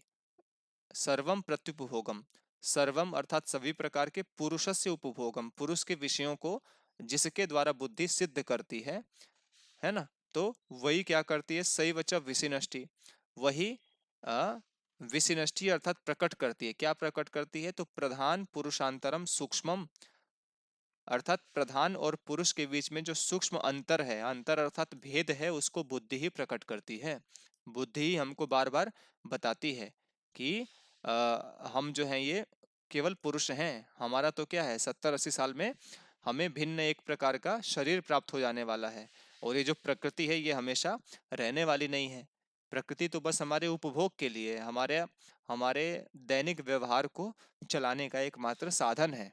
ठीक है, इसीलिए हम लोगों को प्रकृति पर बहुत ज्यादा आश्रित नहीं होना है। प्रकृति अलग है, पुरुष अलग है, मैं अलग हूं। इस प्रकार का अंतर कौन स्पष्ट करती है, बुद्धि इस प्रकार के अंतर को स्पष्ट करती है। आगे बढ़ते हैं। तो आगे इसमें कह रहे हैं कि कुछ कुछ विषय जो होते हैं अविशेष होते हैं और कुछ विशेष होते हैं, कुछ स्थूल और कुछ सूक्ष्म विषय होते हैं। तो कह रहे हैं कि तन्मात्राण्य विशेषाः तेभ्यो भूतानि पंच पंचभ्य एते स्मृता विशेषाः शांता घोराश्च मूढ़ाश्च। तो कहते हैं कि तन्मात्राणि अविशेषाः, अर्थात ये जो पंच तन्मात्राएं होती हैं ना, ये सूक्ष्म होती हैं। अविशेषा का मतलब ये सूक्ष्म होती हैं। ठीक है, सूक्ष्म का मतलब ये होता है कि हमारी आंखों से दिखाई नहीं देती है ना। शब्द स्पर्श रूप रस गंध हमें दिखाई नहीं देते हैं ये विषय, तो ये सूक्ष्म कहे जाते हैं। तो तेभ्य अर्थात इन तीनों से ही, इन पांचों से ही पंच महाभूतों की उत्पत्ति होती है ना। तेभ्य पंचभ्य, इन पांच तन्मात्राओं से ही पंच महाभूतों की उत्पत्ति होती है। और ये जो पांच महाभूत होते हैं ना, ये विशेषाः स्मृताः, ये तो स्थूल विषय कहे जाते हैं ना। हम लोग पंच जो महाभूत हैं, पृथ्वी जल वायु तेज इत्यादि, इनको देख सकते हैं, इसीलिए ये विशेष कहे जाते हैं, स्थूल विषय कहे जाते हैं। और ये जो पंच महाभूत हैं, ये भी क्या है, तीन गुण इसमें भी होते हैं, इसीलिए ये शांत होते हैं, सुख स्वरूप होते हैं। घोर होते हैं अर्थात रजोगुण की प्रधानता वाले, दुख स्वरूप होते हैं। और मूढ़, मूढ़ का मतलब ये तमोगुण की प्रधानता से युक्त होते हैं। ये पंच महाभूत भी तीन गुणों के होने के कारण से, सत्व रजोगुण और तमोगुण के होने के कारण से शांत अर्थात प्रसन्न, घोर अर्थात दुखी और मूढ़ अर्थात मोह स्वरूप वाले होते हैं। ठीक है, आगे बढ़ते हैं 39 नंबर की कारिका में। 39 नंबर की कारिका में कह रहे हैं अब तीन प्रकार के शरीर होते हैं, इसके विषय में बता रहे हैं कि सूक्ष्माः माता पितृजाः सह प्रभूतैः त्रिधा विशेषाः स्युः सूक्ष्मास्तेषां नियता माता पितृजा निवर्तन्ते। तो सबसे पहले तो सूक्ष्म शरीर एक होता है, जीवात्मा, जो आत्मा होती है उसी को कहते हैं सूक्ष्म शरीर। दूसरा होता है माता पितृजा, अर्थात माता पिता के मिलन से जो माता के गर्भ में जिस शरीर का निर्माण होता है उसको कहते हैं माता पितृजा, अर्थात माता पिता से उत्पन्न होने वाला शरीर। और तीसरा कहते हैं प्रभूतई ही, अर्थात पंच महाभूतों से बालक की उत्पत्ति हो जाने के बाद जो पृथ्वी जल वायु तेज आकाश इत्यादि की सहायता से जिस शरीर का पालन पोषण होता है उसको कहते हैं भूतों से संबंधित शरीर। तो ये तीन प्रकार का ये जो है स्थूल शरीर कहा गया है। ठीक है, विशेषाह, तीन प्रकार का ये स्थूल शरीर कहा गया है। त्रिधाः विशेषाः स्युः, तो ये विशेष प्रकार के तीन शरीर होते हैं। और इसमें से ये जो सूक्ष्म होता है ना, ये जो सूक्ष्म शरीर है, यही क्या कहलाता है, नियता, अर्थात यही निश्चित कहलाता है कि जो हमेशा रहने वाला है।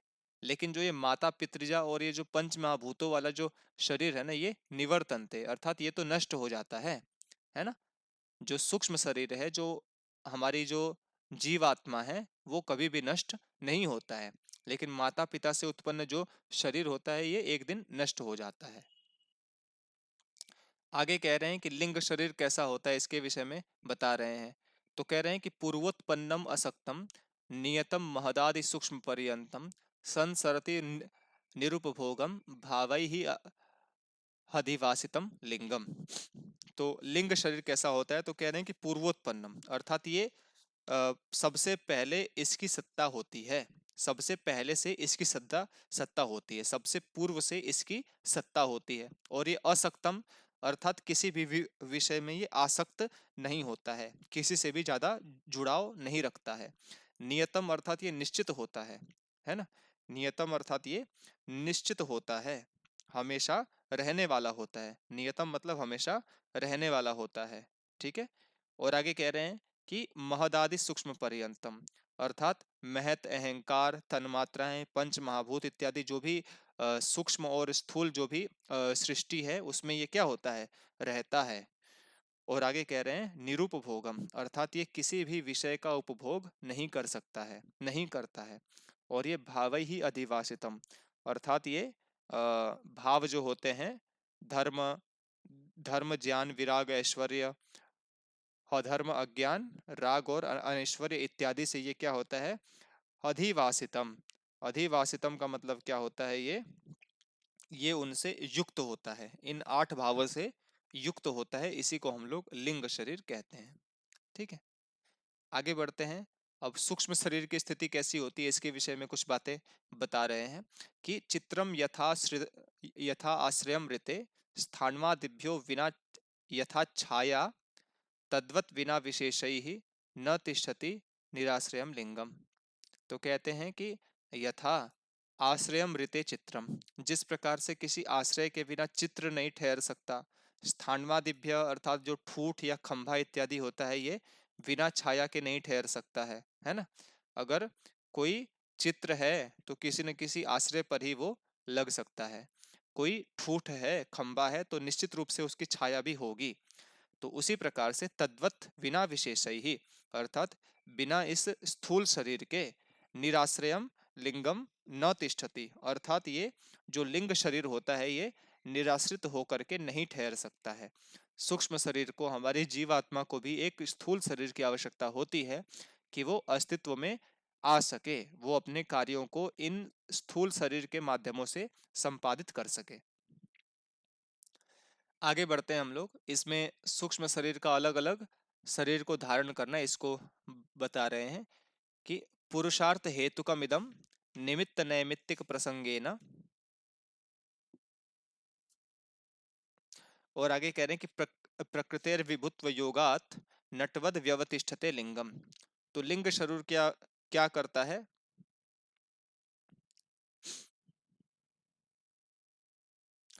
लिंग शरीर क्या होता है, पुरुषार्थ हेतुकम, अर्थात पुरुष, पुरुष का जो प्रयोजन है उसकी सिद्धि करता है ना।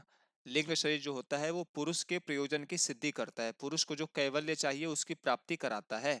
तो उसी कैवल्य की प्राप्ति कराने के लिए ये क्या करता है, निमित्त नैमित्तिक प्रसंगे ना, अर्थात निमित्त, निमित्त का मतलब जो ये 8 प्रकार के भाव थे, है ना, धर्म ज्ञान विराग ऐश्वर्य और अधर्म अज्ञान, राग और अनैश्वर्य इत्यादि के द्वारा।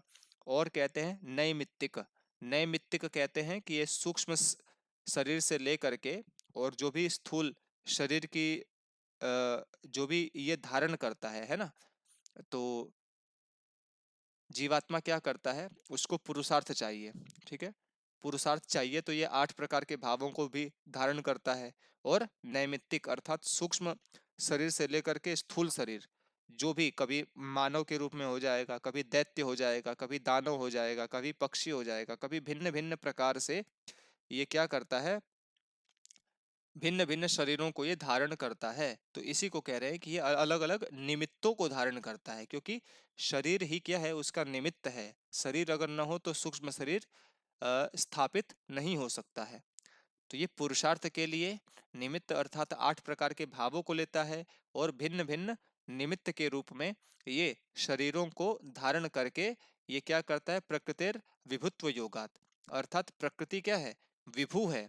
तो प्रकृति की व्यापकता कब तक है, तो कहते हैं कि प्रलय काल तक, अर्थात जब तक प्रलयावस्था नहीं होती है तब तक ये इसी प्रकार से पुरुषार्थ की प्राप्ति के लिए संसार में भिन्न भिन्न शरीरों को लेकर के ये भटकता रहता है। और किस प्रकार से, तो कहते हैं नटवध, अर्थात जिस प्रकार से नाटक करने वाला एक नट होता है, वो कभी तो हीरो हो जाता है, कभी विलेन हो जाता है, कभी कॉमेडियन हो जाता है, कभी को एक्टर हो जाता है। तो इसी प्रकार से लिंग शरीर भी अपने पुरुषार्थ की प्राप्ति के लिए भिन्न भिन्न शरीरों का आश्रय ग्रहण करता हुआ, और जब तक इसको पुरुषार्थ न प्राप्त हो जाए तब तक ये इसी प्रकार की चीजें करता रहता है। आगे बढ़ते हैं। आगे इसमें कह रहे हैं कि करणाश्रय और कार्याश्रय। तो कहते हैं कि सांसिद्धिकाश्च भावाः प्राकृतिकाः वैकृताश्च धर्माद्याः दृष्टाः करणाश्रयिणः कार्याश्रयिणश्च कललाद्याः। तो कहते हैं कि कुछ लोग सांसिद्धिक होते हैं, मतलब जिनका जन्म होता है और ये जन्म से ही अपने पिछले जन्म के संस्कारों के द्वारा गुणवान होते हैं, इनको कुछ भी पढ़ना नहीं होता है, इनके अंदर ज्ञान जो होता है पिछले जन्म से ही प्रस्फुटित हो जाता है। तो ऐसे लोग होते हैं सांसिद्धिक। दूसरा कह रहे हैं प्राकृतिका।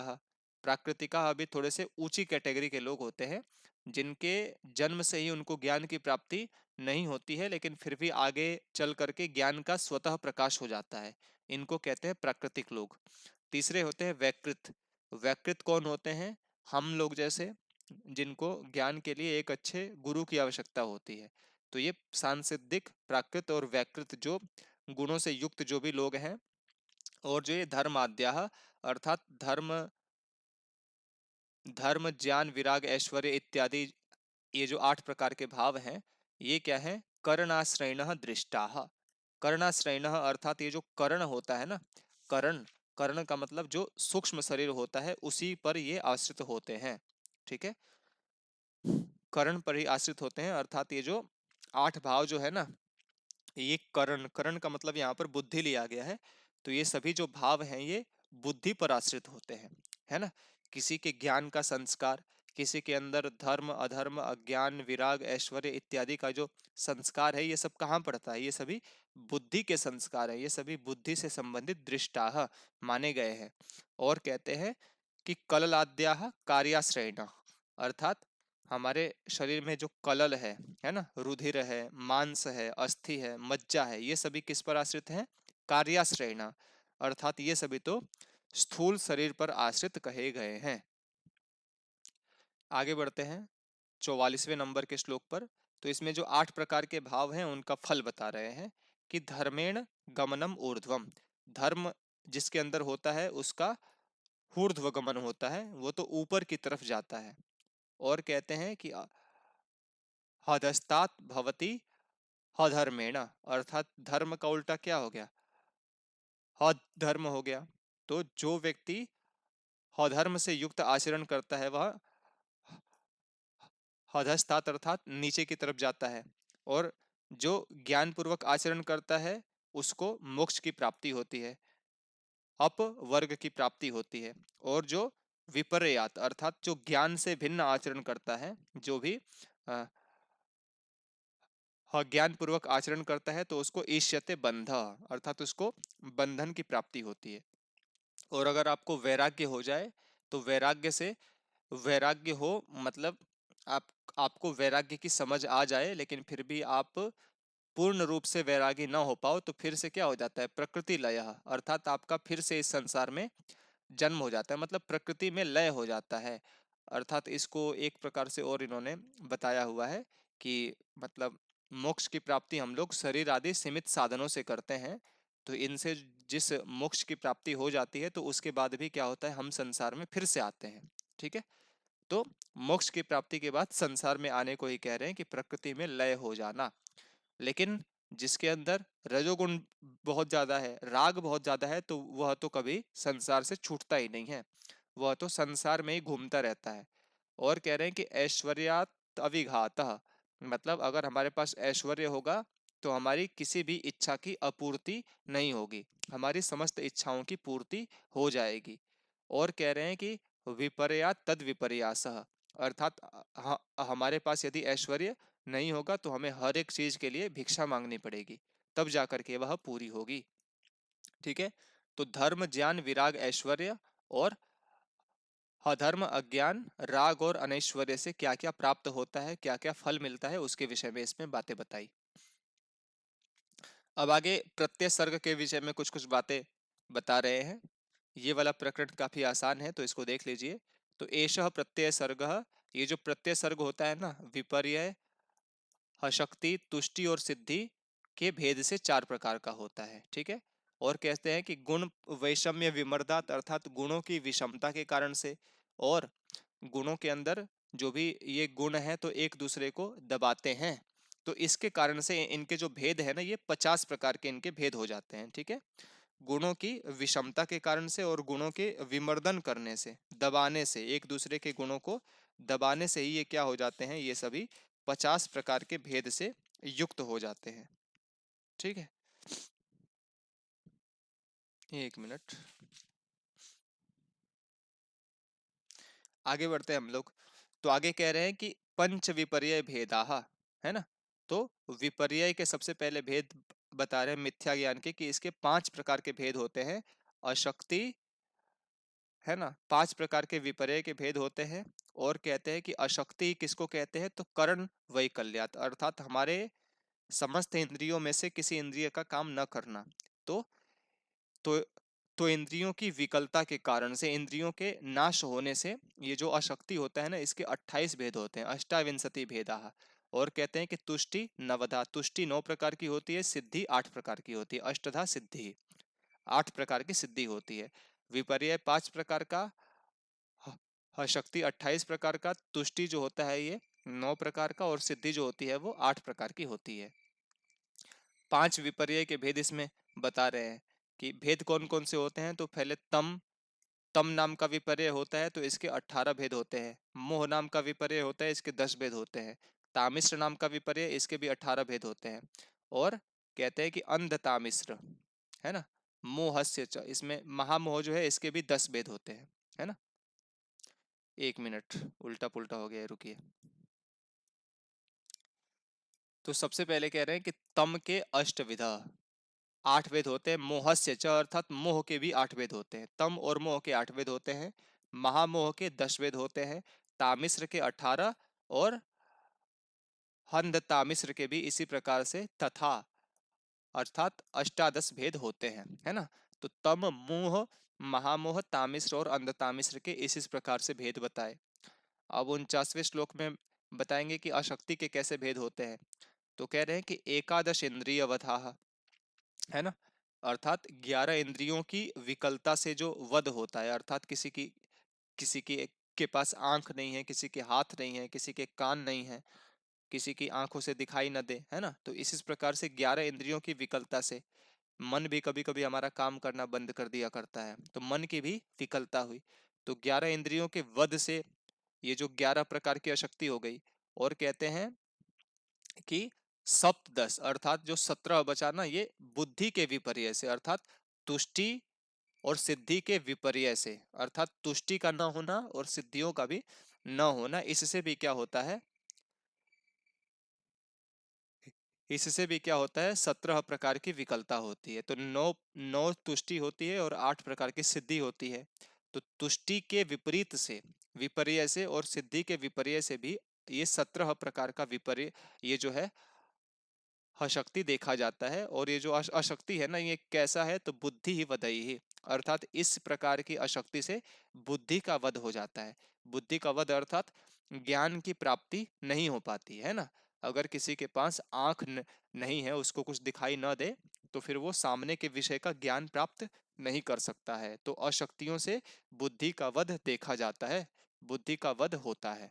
ठीक है, आगे हम लोग चलते हैं। विपर्य, अशक्ति, तुष्टि और सिद्धि के इसमें बातें होंगी। तो तुष्टि कितनी प्रकार की होती है, तो इसमें कह रहे हैं कि आध्यात्मिक तुष्टि और बाह्य तुष्टि के नाम से 2 प्रकार का इनका भेद होता है। और आध्यात्मिक तुष्टि जो होती है ये 4 प्रकार की होती है। ठीक है, प्रकृति, उपादान, काल और भाग्य के नाम से ये 4 प्रकार की होती है। और जो बाह्य तुष्टि होती है, ये बाहर के विषयों का उपरमात ग्रहण करने से, उपरमण करने से, भ्रमण करने से, ये 5 प्रकार की होती है। ठीक है, तो इस प्रकार से नव तुष्टियां होती हैं, है ना। जैसे शब्द, स्पर्श, रूप, रस, गंध हो गए जो बाहर के विषय, तो इन्हीं का जो ज्ञान करते हैं हमारे जो ज्ञान इंद्रियां हैं, तो इन्हीं से हम लोग इन विषयों का ज्ञान प्राप्त करते हैं। तो इसीलिए बाह्य तुष्टि जो हो गई ये 5 प्रकार की। और आध्यात्मिक जो तुष्टि है ये प्रकृति, उपादान, काल और भाग्य नाम से 4 प्रकार की होती है। तो कुल मिलाकर के 9 प्रकार की तुष्टियां हो गई। सिद्धियों के विषय में इसमें बताएंगे कि 8 प्रकार की सिद्धियां होती हैं। ठीक है, तो क्या कह रहे हैं कि ऊह अर्थात तर्क वितर्क करना, शब्द अर्थात ऊह शब्दों अध्ययनम। तो शब्द के लिए क्या अर्थ आया था, बताइए आप लोगों को याद है तो। ऊह शब्दों अध्ययनम दुख विघादास त्रयः सुहृत प्राप्ति। 1 मिनट बताता हूं मैं अभी आप सबको। 51 नंबर का श्लोक है ना ये, ऊह शब्दों अध्ययनम।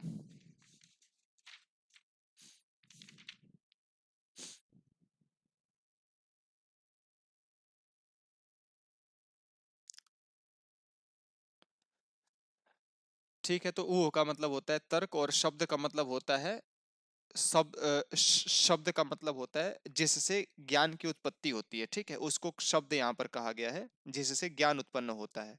ठीक है, जैसे हम लोग शब्दों के द्वारा ही ज्ञान प्राप्त करते हैं ना, जब भी ज्ञान प्राप्त करते हैं तो उसमें हम शब्दों का ही अध्ययन करते हैं, तो ज्ञान प्राप्त करना। ठीक है, और तीसरा कह रहे हैं कि अध्ययनम अर्थात अध्ययन करना, और चौथा कह रहे हैं कि दुख विघाता अर्थात 3 प्रकार के दुखों का नाश हो जाना। ठीक है, आध्यात्मिक, आदि भौतिक और आदि दैविक इत्यादि 3 प्रकार के दुखों का नाश हो जाना ये। और नेक्स्ट कह रहे हैं सुहृद प्राप्ति अर्थात किसी अच्छे व्यक्ति का सानिध्य, अच्छे व्यक्ति की प्राप्ति। और कहते हैं दान, ये जो दान हो गया ना, ये सभी क्या है, ये सभी जो है 8 प्रकार की सिद्धियां कही जाती हैं। ठीक है, ऊह शब्द अध्ययन 3 प्रकार के दुखों का नाश 6 हो गए, सुहृद प्राप्ति 7 और दान 8। तो ये 8 प्रकार की सिद्धियां कही गई हैं। और कह रहे हैं कि सिद्धे है पूर्वो अशंकु हंकुश त्रिविध अर्थात सिद्धि से जो पूर्व कहे गए ना, विपर्य, अशक्ति और तिष्टि तुष्टि, तो ये तीनों जो है ना, ये अंकुश का काम करती हैं अर्थात सिद्धियों की प्राप्ति में बाधा का काम करने वाले हैं। ये सभी जो है सिद्धियों की प्राप्ति से रोकने वाले हैं। ठीक है, सिद्धियों की प्राप्ति को नहीं होने देने वाले हैं। तो आप लोग सो गए या जाग रहे हो, बताओ आप सभी सो गए या जाग रहे हो फिर। जाग रहे हैं। मैं भी। चलो आधा घंटा और पढ़ लेते हैं। ठीक है, 20 और श्लोक बचे हुए हैं हमारे, ठीक है। तो ये भी समाप्त हो जाएंगे एक ही क्लास में, तो आपको रिवीजन करने में मजा आएगा। और आज जो है, आज के बाद सांख्य कारिका को छुएंगे नहीं, सांख्य कारिका पढ़ पढ़ के पागल हो गए हम लोग तो। लेकिन एक बार ये क्लास करना आवश्यक था ताकि एक क्लास में हो जाए पूरा कंप्लीट। तो इसमें 2 प्रकार के सर्ग की बात कह रहे हैं कि न विना भावई ही लिंगम, अर्थात भाव सृष्टि के बिना, है ना, भाव सृष्टि के बिना, अर्थात ये जो प्रत्यय सर्ग था विपर्य, असक्ति, तुष्टि इत्यादि का, इसके बिना लिंग सृष्टि की उत्पत्ति नहीं हो सकती है ना। लिंग अर्थात सूक्ष्म सृष्टि की उत्पत्ति नहीं हो सकती है। और लिंग सृष्टि के बिना कभी भी भाव की निर्वृत्ति अर्थात उसकी उत्पत्ति नहीं हो सकती, उसका अस्तित्व नहीं हो सकता। तो भाव के बिना लिंग नहीं हो सकता, लिंग के बिना भाव सृष्टि की उत्पत्ति नहीं हो सकती, इसीलिए लिंग नाम वाली और भाव नाम वाली 2 प्रकार की सृष्टि की उत्पत्ति होती है। ठीक है, नेक्स्ट चलते हैं भौतिक सर्ग। तो भौतिक सर्ग में क्या कहते हैं कि अष्ट विकल्पो दैवः, अष्ट विकल्पो दैव अर्थात दैव सृष्टि 8 प्रकार की होती है। ठीक है, नीचे लिखा हुआ है ब्रह्म, प्राजापत्य, सौम्य, इंद्र, गांधर्व, याक्ष, राक्षस और पैशाच। ठीक है, और कहते हैं कि तैर्यक योनश्च पंचधा, तैर्यक योन अर्थात पशु पक्षियों वाली सृष्टि जो होती है ये 5 प्रकार की होती है। ठीक है, तो पशु, मृग, पक्षी, सरीसृप और स्थावर, ये 5 प्रकार की होती है। मानुष च एक विधा, मानुष सृष्टि जो होती है, मानुषी सृष्टि, ये केवल एक ही प्रकार की होती है। तो इस प्रकार से भौतिक सर्ग को संक्षिप्त रूप से आपको इन्होंने बताया। आगे बढ़ते हैं 54 नंबर के श्लोक पर। तो कह रहे हैं कि जिसके अंदर सत्व विशाला, सत्व गुण की अधिकता होती है, वो ऊपर की तरफ जाता है, वह ऊर्ध्वलोक की तरफ जाता है। भू भुवः स्वः महः जनः तपः सत्यम इत्यादि जो 7 लोक हैं, तो ये ऊपर ऊपर के लोकों को प्राप्त करता है। और कहते हैं कि तमो विशाला अर्थात जिनके अंतर्गत तमोगुण की अधिकता है, ये तो मूल को प्राप्त करते हैं, ये तो नीचे की तरफ जाते हैं, है ना। और कहते हैं कि मध्य, जो मध्य अवस्था में है, जो रजोगुण वाला है, रजो विशाला, जिनके अंतर्गत रजोगुण का आधिक्य है, ये मध्य लोक को प्राप्त करते हैं। ठीक है। और आगे कहते हैं कि ये नियम किस में लागू होगा, तो ब्रह्मादि स्तंभ पर्यंत, अर्थात ब्रह्मा से लेकर के तृण पर्यंत के सभी तत्वों में इसी प्रकार का भाव हमें देखा जाता है कि जो लोग सत्व गुण की अधिकता वाले हैं वो ऊपर की तरफ जाएंगे, तमोगुण वाले नीचे की तरफ, और रजो गुण वाले मध्यस्थ की स्थिति को प्राप्त करते हैं, मध्यता की स्थिति को प्राप्त करते हैं। 55 नंबर का श्लोक है। तो कहते हैं कि पुरुष जो है ना, उसको दुखों की प्राप्ति होती है। कैसे होती है, तो कहते हैं कि चेतनः पुरुषः, जो चेतन पुरुष है, ये जरा मरण कृतम दुखम प्राप्त होती है, अर्थात जरा अर्थात वृद्धावस्था से और मृत्यु से उत्पन्न होने वाले दुखों को प्राप्त करता है। कब तक प्राप्त करता है, जब तक लिंगस्य अविनिवृत्ते है, अर्थात जब तक इसके लिंग शरीर की निवृत्ति नहीं हो जाती है। लिंग शरीर अर्थात जब तक इसका सूक्ष्म शरीर जो है ये जा करके कैवल्य की प्राप्ति करके जन्म मरण के बंधनों से मुक्त नहीं हो जाता, जन्म मरण के बंधनों से जब तक ये निवृत्त नहीं हो जाता, तब तक इसको दुख की प्राप्ति होती है। तो तस्मात् दुखम स्वभावेन।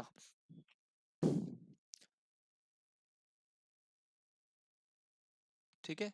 तो इसी प्रकार से कहते हैं कि जब तक इसको मोक्ष की प्राप्ति नहीं होगी, जब तक इसके लिंग शरीर की निवृत्ति नहीं होगी, तब तक इसको स्वभावतः ही दुख की प्राप्ति होती रहेगी। क्योंकि जब तक इसका जन्म होगा तब तक इसको दुख की प्राप्ति होगी, दुख प्राप्त करने से इसको कोई भी बचा नहीं सकता है। आगे बढ़ते हैं 56 नंबर के श्लोक पर। तो इसमें सृष्टि का निमित्त बता रहे हैं कि इत्येष प्रकृति कृतः महदादि विशेषभूत पर्यंतः प्रति पुरुष विमोक्षार्थम स्वार्थ एव परार्थ आरंभ। तो इसमें कहते हैं कि इति एषः, अर्थात ये सब जो है ना, प्रकृति के द्वारा किया गया है, जो महत अहंकार इत्यादि से लेकर के जो भी स्थूल प्रकृति तक का जो भी प्रपंच किया गया है, तो ये सब क्यों किया गया है, तो कहते हैं कि ये प्रति पुरुष विमोक्षार्थम, अर्थात प्रत्येक पुरुष की मुक्ति हो जाए, इसीलिए प्रकृति इतना सारा प्रपंच कर रही है। और इसमें प्रकृति का कोई स्वार्थ नहीं है ना। प्रकृति का स्वार्थ अपना कोई नहीं है, तो परार्थ है, लेकिन फिर भी ये स्वार्थ की तरह हमें लगता है।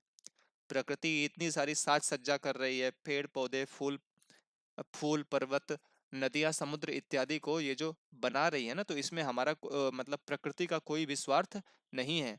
अपितु ये तो पुरुष के लिए कर रही है, तो परार्थ के लिए कर रही है, लेकिन ये स्वार्थ के लिए कर रही है, ऐसा हमें मालूम पड़ता है। लेकिन वास्तव में तो ये प्रकृति परार्थ के लिए कर रही है, पुरुष के लिए कर रही है।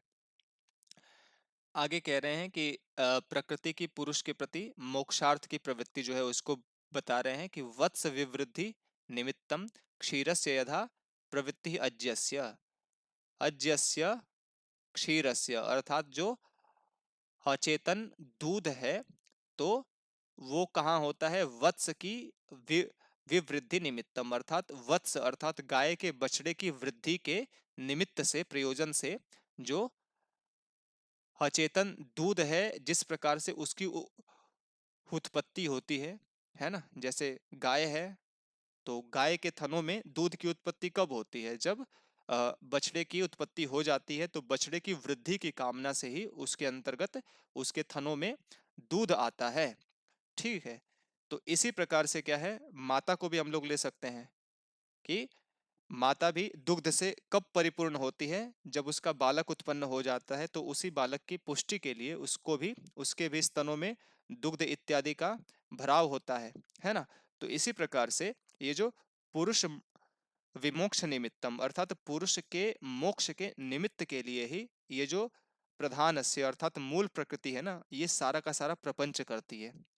अलग अलग प्रकार के तत्वों को बनाना, भिन्न भिन्न प्रकार के सृष्टि को बनाना, ये सब क्यों करती है, ताकि प्रत्येक पुरुष को मोक्ष मिल जाए। उसी प्रकार से करती है जैसे गाय की वृद्धि के लिए गाय के स्तनों में दुग्ध की उत्पत्ति देखी जाती है। ठीक है। क्योंकि जो गाय के जो दूध जो है, ये क्या है, अचेतन है ना। ये तो हज्ञस्य, अर्थात दूध क्या है, वो तो चेतनता से रहित है, दूध के अंदर कोई चेतनता नहीं है। लेकिन प्रकृति के द्वारा उसके थनों में दुग्ध का प्रसारण हो जाता है ताकि उसके बच्चे का विकास हो सके, उसके बच्चे का पालन पोषण हो सके। इसी प्रकार से प्रकृति भी अपनी इतनी सारी विकृतियों को इसीलिए तैयार करती है, बनाती है, ताकि पुरुष जो है अपना इस संसार में जिए और मोक्ष की प्राप्ति कर ले। ठीक है। और कोई भी व्यक्ति इस संसार में आता है या कहीं भी होता है तो उसके अंदर उत्सुकता होती है। उत्सुकता का मतलब उसको कोई ना कोई कार्य करना होता है, दिन भर में वो चैन से नहीं बैठ सकता है ना। तो औत्सुक्य विनिवृत्त्यर्थम, अर्थात अपने अंदर की उत्सुकता को शांत करने के लिए जिस प्रकार से लोकः अर्थात लोक में ये जो पुरुष होता है ना, ये भिन्न भिन्न क्रियाओं को करता है। ठीक है। तो इसी प्रकार से पुरुष के मोक्ष के लिए ये जो अव्यक्त तत्व है, मूल प्रकृति है, ये भिन्न भिन्न क्रियाओं को करती हुई ये क्या करती है, पुरुष के मोक्ष के लिए प्रयत्न करती है। प्रवर्तते अर्थात प्रयत्न करती है ना। ये भिन्न भिन्न क्रियाओं को करती है। ये पहले महत को तैयार करेगी, फिर अहंकार को बनाएगी, फिर भिन्न भिन्न तत्वों को ये इसीलिए तैयार करती है ताकि पुरुष को मोक्ष मिल जाए। ठीक है। क्योंकि प्रकृति भी अब शांत तो नहीं बैठ सकती ना। पुरुष जब शांति से नहीं बैठ सकता है तो प्रकृति क्यों शांत बैठेगी, प्रकृति भी अपना कुछ ना कुछ करती है। आगे कह रहे हैं कि प्रकृति की उपकारिता, मतलब प्रकृति जो होती है ना, पुरुष पर उपकार करती है। कैसे उपकार करती है, तो कहते हैं कि यथा नर्तकी, जिस प्रकार से नर्तकी है ना, रंगस्य दर्शयित्वा अर्थात रंग को दिखा करके, है ना, रंग को दिखा करके, रंगमंच पर अपना नाटक दिखा करके नृत्यात निवर्तते, है ना, नृत्य से निवृत्त हो जाती है। तो उसी प्रकार से प्रकृति जो होती है ना, वो क्या करती है, आत्मानम अर्थात स्वयं को पुरुषस्य प्रकाश्य, पुरुष के समक्ष उसको प्रकाशित करके विनिवर्तते निवृत्त हो जाती है ना। प्रकृति का बस एक ही उद्देश्य है कि प्रकृति पुरुष जो है ये मोक्ष पा जाए, इसीलिए ये मतलब इतना सारा प्रपंच की हुई है। नहीं तो प्रकृति का आनंद किस में है, प्रकृति का आनंद तो उसी प्रलयावस्था में है, जहाँ ये शांत रहे, स्थिर रहे, इसमें किसी प्रकार की हलचल नहीं, है ना, हर तरफ शांति सुकून, है ना। अब किसको अच्छा लगता है, प्रकृति को अच्छा थोड़ी ना लगता है कि इस संसार में लोग पेड़ काटते हैं, है ना। प्रकृति इतने परिश्रम से पेड़ को उगाती है और लोग पेड़ को काटते हुए चले जाते हैं। तो प्रकृति को भी ये सब पसंद नहीं है। तो इसी प्रकार से कह रहे हैं कि जिस प्रकार से नाट्य के मंच पर एक नर्तकी आती है और अपना नृत्य करके वह चली जाती है ना। तो इसी प्रकार से प्रकृति भी है कि प्रकृति भी अपना भिन्न भिन्न प्रकार का ये जो स्वरूप है इसको प्रकाशित कर रही है। और ये केवल इसीलिए कर रही है कि पुरुष जो है मेरी प्रकृति में निवास करता हुआ मोक्ष की प्राप्ति कर ले। ठीक है। तो आगे भी इसी के लिए कह रहे हैं कि नाना विध ही उपाय ही, अर्थात भिन्न भिन्न प्रकार के उपायों से ये प्रकृति कैसी है, तो बोल रहे हैं कि उपकारिणी अर्थात पुरुष का उपकार करती है। गुणवती अर्थात ये गुण वाली है। और ये किस प्रकार के पुरुष का उपकार करती है, जो अनुपकारिणा अर्थात जो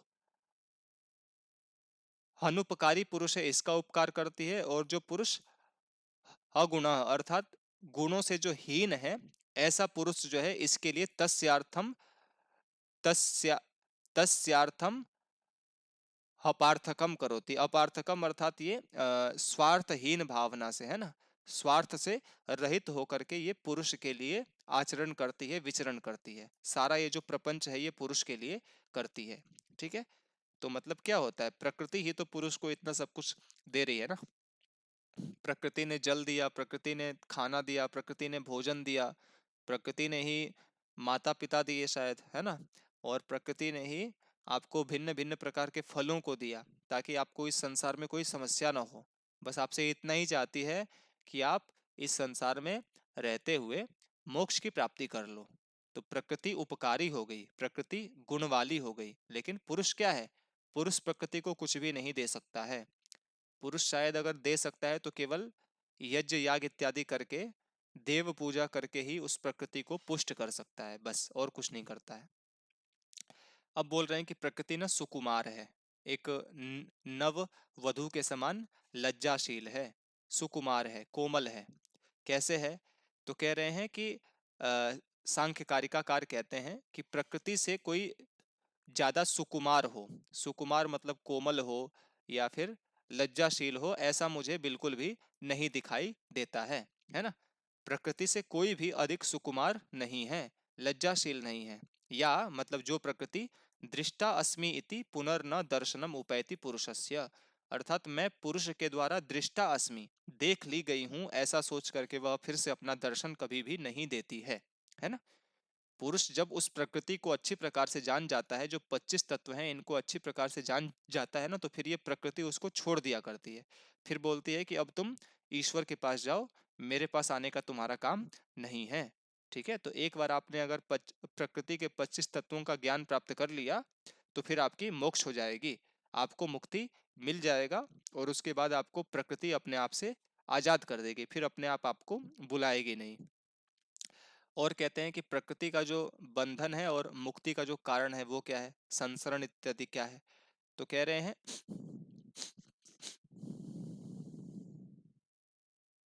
तो कहते हैं कि हमें ऐसा लगता है, हमें ऐसा हर बार बताया जाता है कि जो पुरुष है उसको मोक्ष की प्राप्ति होती है, वही क्या होता है, बंधन में फंसता है। लेकिन ऐसा भी देखा जाता है कि ये प्रकृति जो है ना, हमें ऐसा लगता है कि प्रकृति का बंधन हो रहा है, प्रकृति की मोक्ष हो रही है, प्रकृति का मोक्ष हो रहा है। ठीक है, तो कहते हैं कि तस्मात् न बध्यते अद्धा न मुच्यते नापि संसरति कश्चित, मतलब कोई भी पुरुष ना तो उसका बंधन होता है ना तो उसका मोक्ष होता है। ठीक है, निश्चित रूप से किसी भी पुरुष का ना तो बंधन होता है ना मोक्ष होता है ना वह इस संसार में आता है। लेकिन प्रकृति जो है नानाश्रया अर्थात भिन्न भिन्न गुणों का आश्रय लेती हुई प्रकृति ही इस संसार का निर्माण करती है, उसमें आती है। प्रकृति का ही बंधन होता है और प्रकृति का ही मोक्ष होता है ना। तो कहने का मतलब यह है कि पुरुष के को कैवल्य मिल जाए, इसीलिए जो प्रकृति एकदम शांत अवस्था में थी वह भी क्या होती है, वह भी इस संसार में आती है और वह भी बंधनों में बंध जाती है। प्रकृति अलग अलग तत्वों का निर्माण करके बंधनों से युक्त हो जाती है। और जब पुरुष इस प्रकृति को जान जाता है तो फिर उसकी भी मुक्ति हो जाती है, मतलब प्रकृति फिर से रेस्ट करने चली जाती है। ठीक है, तो अ, वैसे तो ये सब पुरुष के लिए हो रहा है, लेकिन हमें ऐसा लगता है कि ये सभी प्रकृति के लिए हो रहा है, प्रकृति को बंधन हो रहा है, प्रकृति को मोक्ष मिल रहा है। तो प्रकृति का बंधन और मोक्ष जो है इसके लिए कह रहे हैं कि रूपई ही सप्तभी तु सप्तभी रेवतु बध्या। एक मिनट। रूपई ही सप्तभी रेवतु बध्नाति आत्मानम आत्मना प्रकृति सैव च पुरुषार्थम प्रति विमोचयति एक रूपेण, अर्थात जो बुद्धि के जो 7 रूप थे ना, धर्म धर्म ज्ञान विराग और ऐश्वर्य, तो उसमें आप कह रहे हैं कि ज्ञान को छोड़ करके, है ना, ज्ञान को छोड़ करके जो भी ये 7 तत्व थे, तो ये सभी क्या करते हैं, तो इन सभी गुणों के द्वारा क्या करती है, आत्मना अर्थात स्वयं के द्वारा प्रकृति स्वयं को ही बांधती है ना, इस संसार में बांधती है। और एक रूपेण अर्थात उस एकमात्र ज्ञान के द्वारा क्या है, पुरुषार्थम प्रति विमोचयति, अर्थात उसी ज्ञान को प्राप्त करने के बाद जो है ना, स्वयं को ये मुक्त कर देती है ना, पुरुषार्थम प्रति अर्थात सा एव पुरुषार्थम प्रति एक रूपेण विमोचयति, है ना। तो वही वही जो है एकमात्र ज्ञान को जान करके ही पुरुषार्थम प्रति अर्थात उसी के प्रति प्रयत्न करती हुई वह मोक्ष को प्राप्त हो जाती है, मुक्त हो जाती है। ठीक है, धर्म अधर्म अज्ञान विराग राग ऐश्वर्य और अनैश्वर्य, इन 7 प्रकार के भावों से तो इसको बंधन होता है, और केवल एकमात्र जो होता है ज्ञान, उसी के कारण से इसको मोक्ष की प्राप्ति हो जाती है। आगे कह रहे हैं कि एवं तत्वाभ्यासात नास्मि न में नाहमिति अपरिशेषम, है ना। तो इस प्रकार के तत्व ज्ञान से क्या होता है, उसको इस प्रकार का आभास हो जाता है कि न अस्मि अर्थात यह सब कुछ मैं नहीं हूं, और न में ना यहाँ कुछ मेरा है, और न अहम अर्थात न मैं हूं, है ना। तो ना इसमें मेरा कुछ है, न ये मैं हूं और ना मैं हूं कुछ। ठीक है, तो इस प्रकार के संपूर्ण ज्ञान को जो करती है, और जो कहते हैं कि अविपर्यात अर्थात विपर्य से रहित, मिथ्या ज्ञान से रहित जो शुद्ध ज्ञान जो होता है ना, वही उस समय केवल उत्पन्न होता है। ठीक है, केवल शुद्ध ज्ञान की उत्पत्ति ही उस समय होती है, और कहते हैं तेन निवृत्त प्रसवार्थम आव प्रसवार्थवशात सप्त रूप विनिवृत्ताम प्रकृतिम पश्यति पुरतः पुरुषः प्रेक्षकवत अवस्थितः स्वस्थः। तो इसको भी समझते हैं, 1 मिनट रुकिएगा।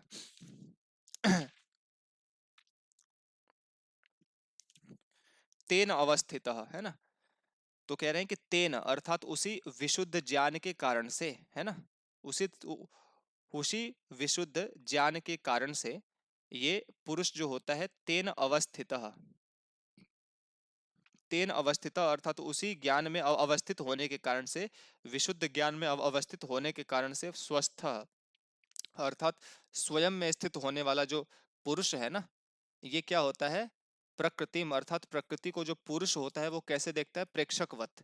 प्रेक्षकवत अर्थात एक निरपेक्ष भाव से उसको देखता है, एक दृष्टा के समान बस उस प्रकृति की एक्टिविटी को देखता है, गतिविधियों को देखता है। ठीक है, और आगे बढ़ते हैं, इसमें क्या कह रहे हैं कि तेन निवृत्त प्रसवाम प्रसवाम अर्थवशात, है ना, तो निवृत्त प्रसवाम, निवृत्त प्रसवाम का मतलब क्या हो गया, निवृत्त प्रसवाम अर्थात भोग और अपवर्ग रूपी प्रसव से युक्त होकर के। ठीक है, जैसे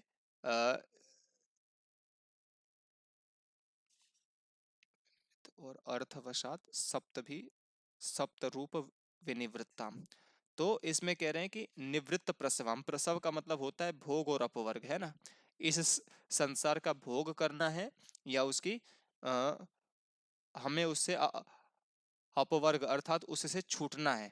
ठीक है, तो इससे क्या हो जाता है, पुरुष निवृत्त हो जाता है। ठीक है, तो भोग और अपवर्ग के भावों से वह पुरुष कैसा हो जाता है, निवृत्त हो जाता है। और कहते हैं कि अर्थवशात सप्त रूप विनिवृत्ताम, अर्थवशात अर्थात जो भी प्रयोजन रूप वाले ये जो धर्म अधर्म ज्ञान विराग्य, ये जो 7 प्रकार के जो पीछे बताए थे, तो उनसे भी क्या हो जाता है, वह प्रयोजन वशात अर्थात इनसे इसका प्रयोजन सिद्ध नहीं हो रहा है, इसीलिए इनसे भी यह छूट जाता है। और फिर प्रकृति को स्वयं में स्थित होकर के, ज्ञान में स्थित होकर के ये केवल निरपेक्ष भाव से केवल इसका दृष्टा बना रहता है, केवल इसको देखता है कि ये क्या क्या करती है। ठीक है, लेकिन इसमें कभी भी ये लिप्त नहीं होता है।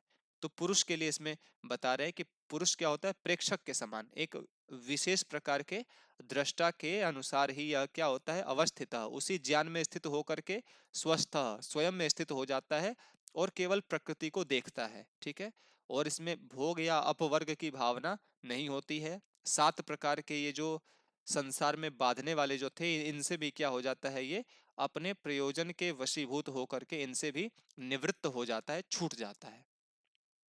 आगे बढ़ते हैं, पुरुष और प्रकृति का ज्ञान के बाद संयोग किस प्रकार से होता है। तो ये जो ये जो पुरुष होता है ना, पुरुष क्या सोचता है कि दृष्टा मया अर्थात मेरे द्वारा ये जो प्रकृति है ना, ये देखी जा चुकी है, जानी जा चुकी है, मैंने इसको अच्छे से जान लिया है ना। तो इस प्रकार का भाव एक पुरुष करता है। और कहते हैं कि अन्य अर्थात जो प्रकृति है वो क्या बोलती है, दृष्टा अहम अर्थात अरे मैं तो पुरुष के द्वारा देख ली गई। तो इस प्रकार के ज्ञान से, इस प्रकार के आभास से, मतलब ये सभी लोग आपस में संयुक्त होते हुए भी अर्थात प्रकृति और पुरुष एक साथ होते हुए भी इनमें सृष्टि की उत्पत्ति फिर नहीं होती है ना। प्रकृति जो है प्रलयावस्था में बहुत सूक्ष्म हो जाती है, पुरुष भी जो है इस स्थूल शरीर से भिन्न होकर के, पुरुष का जो जीवात्मा है यह अत्यंत सूक्ष्म अवस्था में विद्यमान होता है। तो दोनों लोग कहीं ना कहीं तो इस ब्रह्मांड में ही है ना, लेकिन दोनों लोग इस ब्रह्मांड में होते हुए भी इनकी सृष्टि नहीं होती है, इनका मिलन आपस में नहीं होता है, क्योंकि दोनों ने एक दूसरे को जान लिया। पुरुष ने यह समझ लिया कि अरे मैंने तो इस प्रकृति को सब कुछ जान लिया, अब मैं बंधन में नहीं फंस सकता, है ना। प्रकृति के विषय में सब कुछ जानने का अभिप्राय यह है कि आप जब सब कुछ जान जाएंगे ना, तो आप पापाचरण नहीं करेंगे, आप मिथ्या ज्ञान से युक्त कर्मों को नहीं करेंगे, तो आपको मोक्ष की प्राप्ति हो जाएगी। और प्रकृति क्या सोचती है कि अब तो पुरुष को मोक्ष प्राप्त हो चुका है ना, अब तो पुरुष ने मुझे देख लिया है, अच्छी प्रकार से मुझे जान लिया है, तो अब ये भी अपना मोक्ष की प्राप्ति करेगा। तो इसीलिए ये दोनों एक साथ रहते हुए भी कभी भी सृष्टि में नहीं बनते हैं। अब आगे ज्ञान के बाद मोक्ष वाला जो ये टॉपिक है ना, ये परीक्षाओं में लगा हुआ टॉपिक है। इसी में कैवल्य की बात की गई है कि कैवल्य किस प्रकार का होता है, तो इस टॉपिक को आपको नहीं छोड़ना है, इसको ध्यान पूर्वक देखना है। तो कहते हैं कि सम्यक ज्ञान की प्राप्ति हो जाती है, और उसके बाद हमें ये पता चलता है कि धर्म धर्म अधर्म ज्ञान वैराग्य ऐश्वर्य इत्यादि जो है ना, अकारण प्राप्त हो।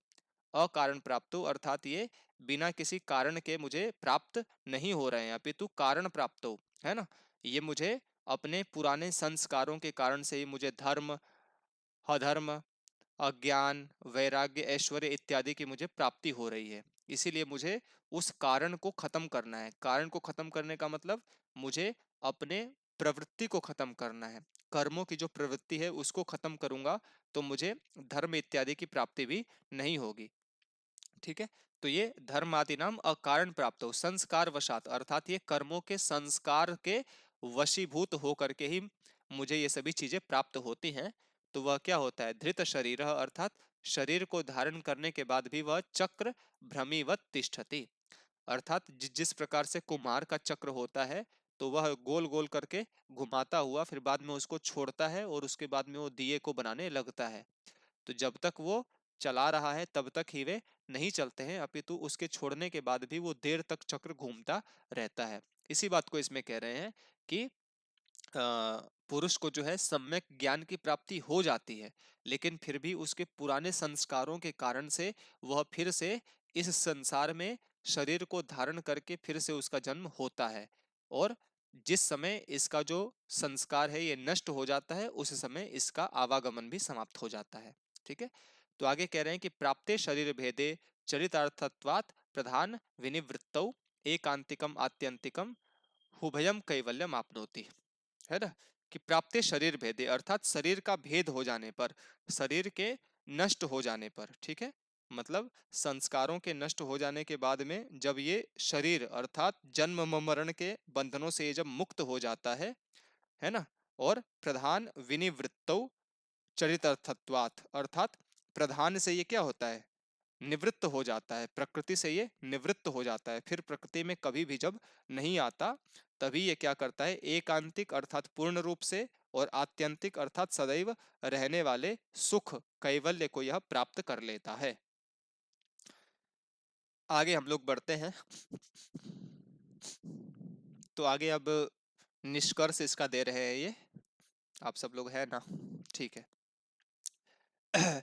तो क्या कहते हैं कि परमर्शिना अर्थात परम ऋषि कपिल मुनि के द्वारा, है ना, हिदम गुह्यम अर्थात इस गूढ़ विषय को जो पुरुषार्थ ज्ञानम, पुरुष के मोक्ष के लिए जो ज्ञान अत्यंत गूढ़ है, इसको समाख्यातम अर्थात कहा है। और यहाँ पर क्या कहा गया है, तो यहाँ पर भूतानाम अर्थात प्राणियों के स्थिति उत्पत्ति और प्रलय विषय का चिंतन भी किया गया है।